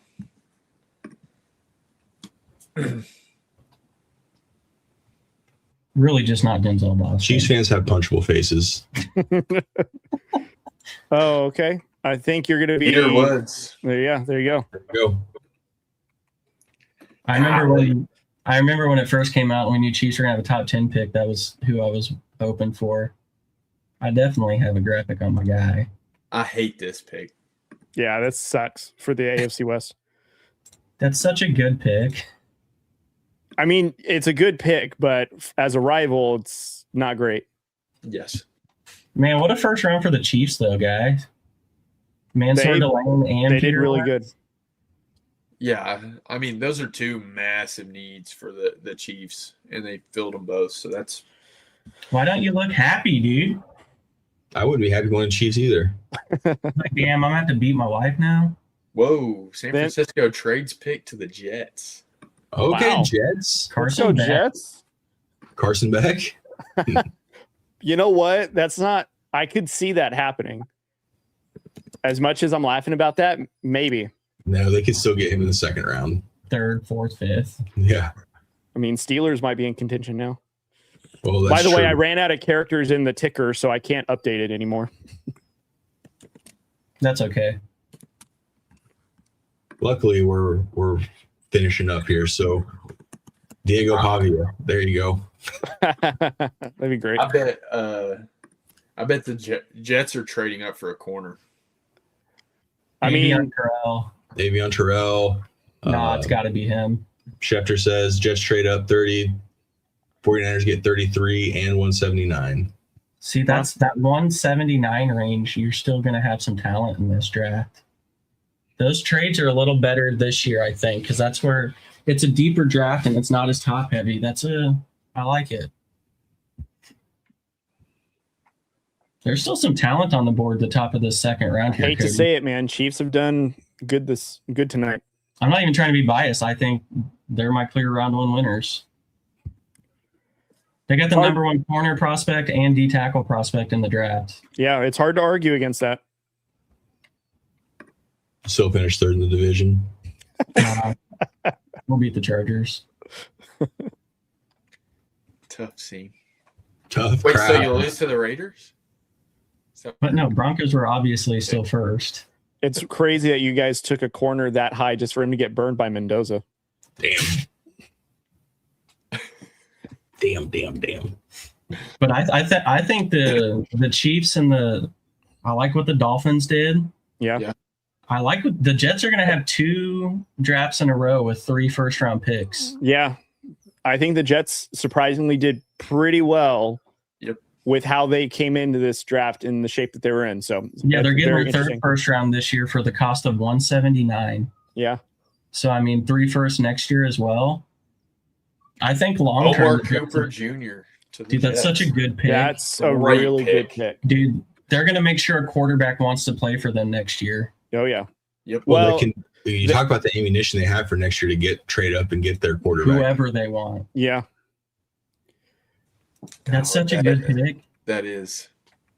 Not us being cheerleaders of the Jets, man. Damn. Hey, game recognized game, bro. That was you know what?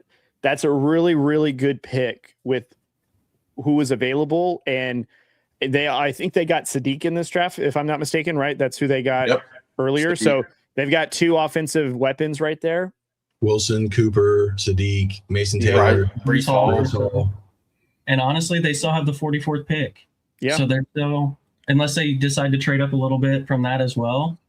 I gotta admit, right now, for Aaron Glenn falling asleep at the combine, they've had a really good day one. And I will say that they have Denver's former assistant GM as their GM now in Moogie. So good job for Moogie. I will say, hear me out. I would not be shocked if they draft the next quarterback and it's Garrett Nussmeier to pair with Mason Taylor. Would not shock me. That's fair.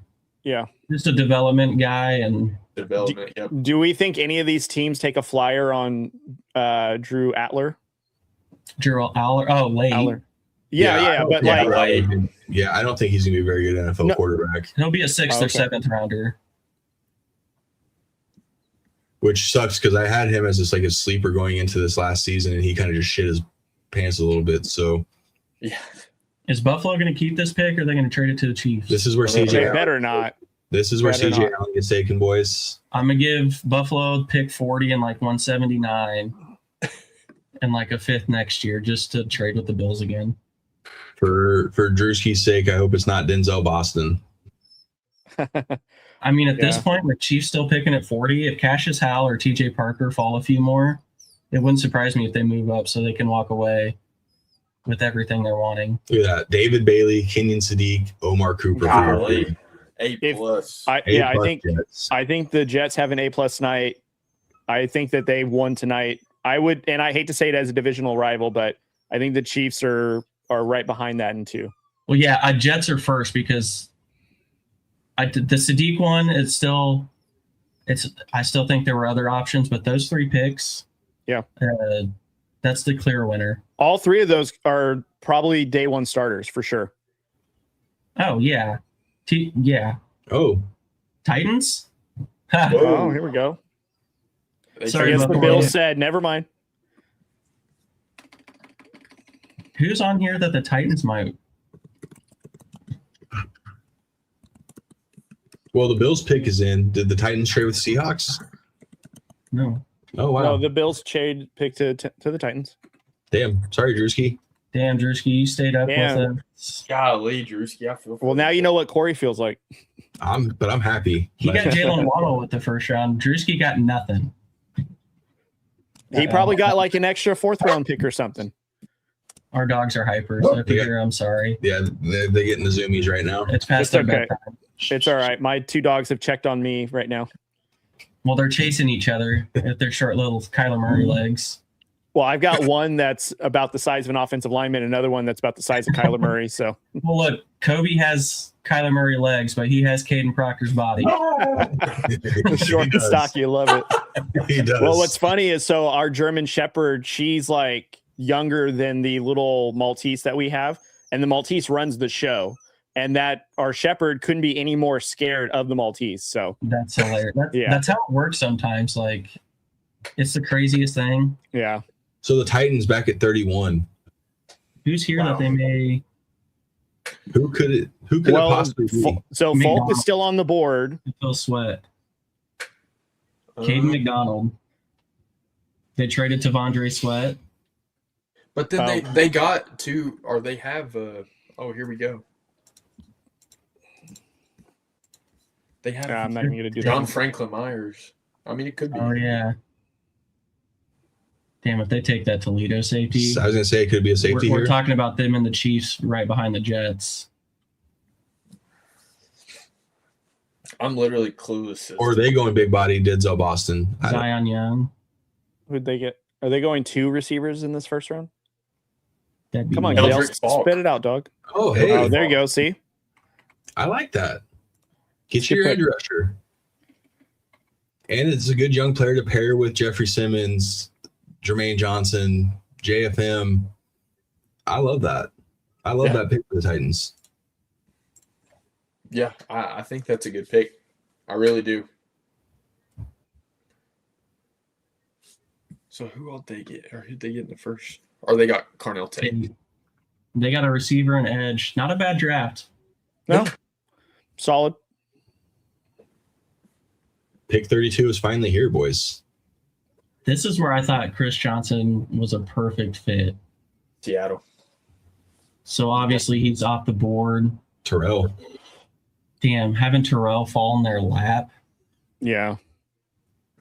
You could go young here too. I mean, dude, they could. No, I guess they have Julian Love. There's so many. Can you imagine the Toledo safety would nick him and worry? There's so many good defensive picks here. It's like they have their selection. McDonald. Yeah, McDonald. Oh yeah. Again, it's one of those. They have great linebackers already. Yeah. They could use a running back. I don't know if you're taking Price this high. No. Darian Price. I think do we think they go linebacker here? No, they got Ernest Jones and I forget the other one. Hall. Was it Hall? No, it's a little white guy, but he balled out for them and got an extension. I mean, we know it's probably going to be defense. I would say corner and D tackle are their two biggest on defense. If I had to put money on this, I would probably say the Toledo safety. But I think Terrell is a big, that's the type of corner that Seattle likes. That's a big body guy. And they lost Mullen. They could go Zion Young Kobe or Bryant. Cassius Howe. They need some depth there. They lost Mullen too. I mean, Caden McDonald is here. Yeah, I mean, you lost both your corners. You got to. That's why. Yeah, they have Witherspoon. So I like Terrell here. Unless they're higher on another corner, which could be with them. Yeah. I just look at Terrell and think, damn, that's kind of their prototypical type of corner that they like to have. It is.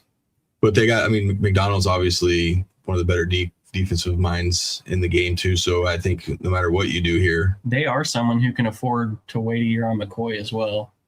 They could. You're getting a top 12 to 15 talent when healthy.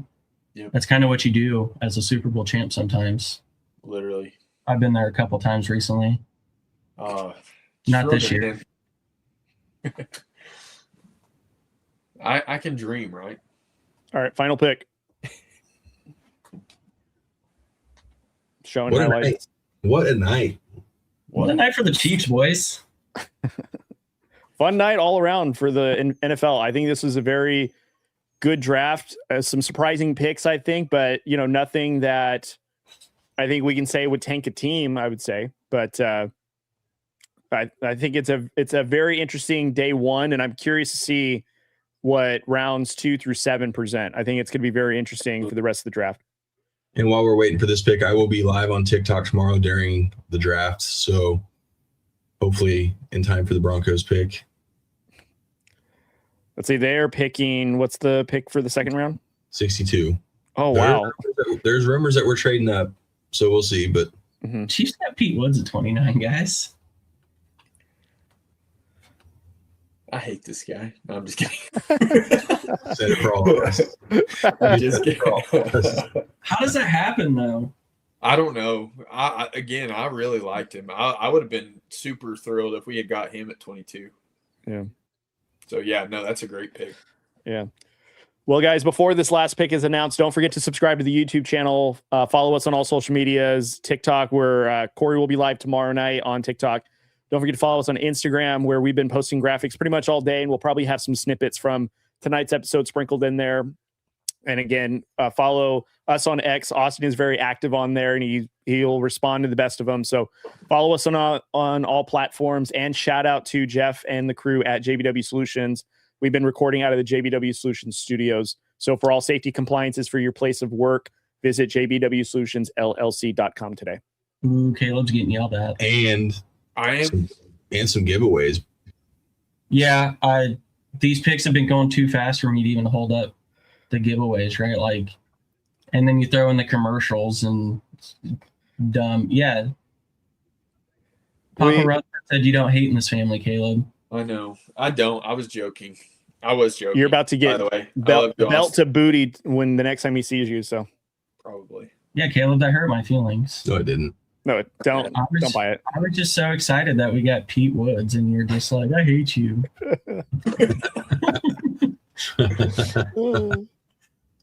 It's beautiful. Oh, that was from Mama Rutherford. Sorry. Oh, it was? Okay. Yeah, Yeah, Papa that Rutherford agreed with I me. was He's like, about to say, "I that hate sounds that more like my mom. Easy, I Drewski. figured. I'm a sensitive guy. That's not going to get Drewski into a giveaway. No kidding. My dad probably agrees with me, so. Yeah, that's why I was like, Papa Rutherford was like, I hate this guy. Notice that she took the phone away and she's the one putting up. So, yeah, she probably stopped him from saying something. It's not my fault, though. The rest of the NFL let this happen. It's true. I mean, I hate to admit it, but yeah, if it's not the Bills giving you a pick, it's definitely somebody that's willing to like, yeah, you want an end of first round pick? Yeah, go right ahead. I will say, I kind of like how, I mean, the whole AFC West as a whole. I mean, I liked how the Chargers drafted, and then I know the Broncos didn't have a pick, but I thought they improved with their pick.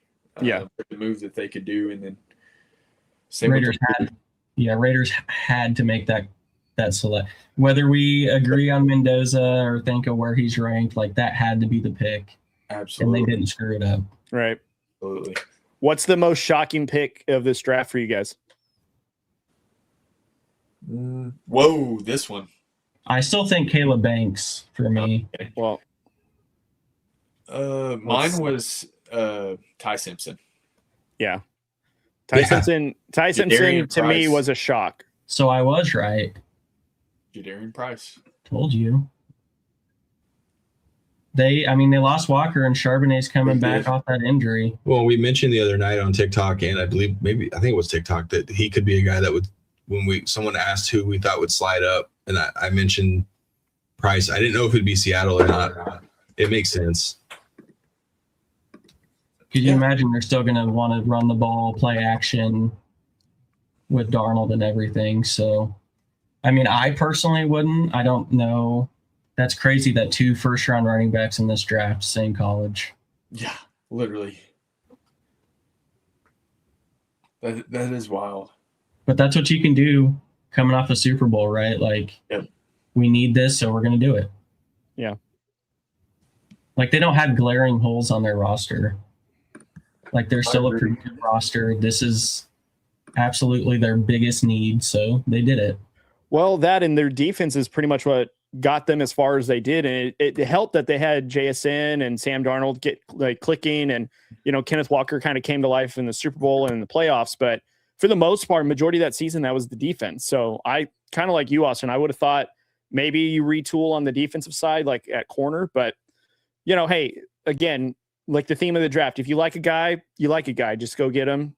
And this it's not going to matter if it hits. So this draft is deep with defensive players, not so much running backs. So kind of maybe take that into consideration. But all in all, not a terrible first round across the board. Well, gentlemen, that's the end of the first round. So we're going to say thank you to everybody that's been watching. We've been on for 3+ hours now. And for all those that have watched and stayed tuned, shout out to you guys for being real ones. Again, going to repeat, please subscribe to the YouTube channel as we are there. You guys can go back and watch all of our previous episodes, especially ones with Hall of Famers like Derek Johnson, who just got inducted in the Chiefs Hall of Fame, Super Bowl champions we've interviewed on there, Hall of Fame head coaches we've interviewed on there. So go check us out on YouTube and follow us on all the social media platforms. It's right above Corey's head in the banner, and he will be live on TikTok tomorrow night. So guys, Austin, go ahead. No, and I will be reaching out to people for the giveaways. That's still a thing. We didn't announce them live, but I still will reach out for addresses and stuff for the giveaways. You guys heard it here first. Look out for a message from Austin. All right, guys, be well. We'll catch you guys on the next episode.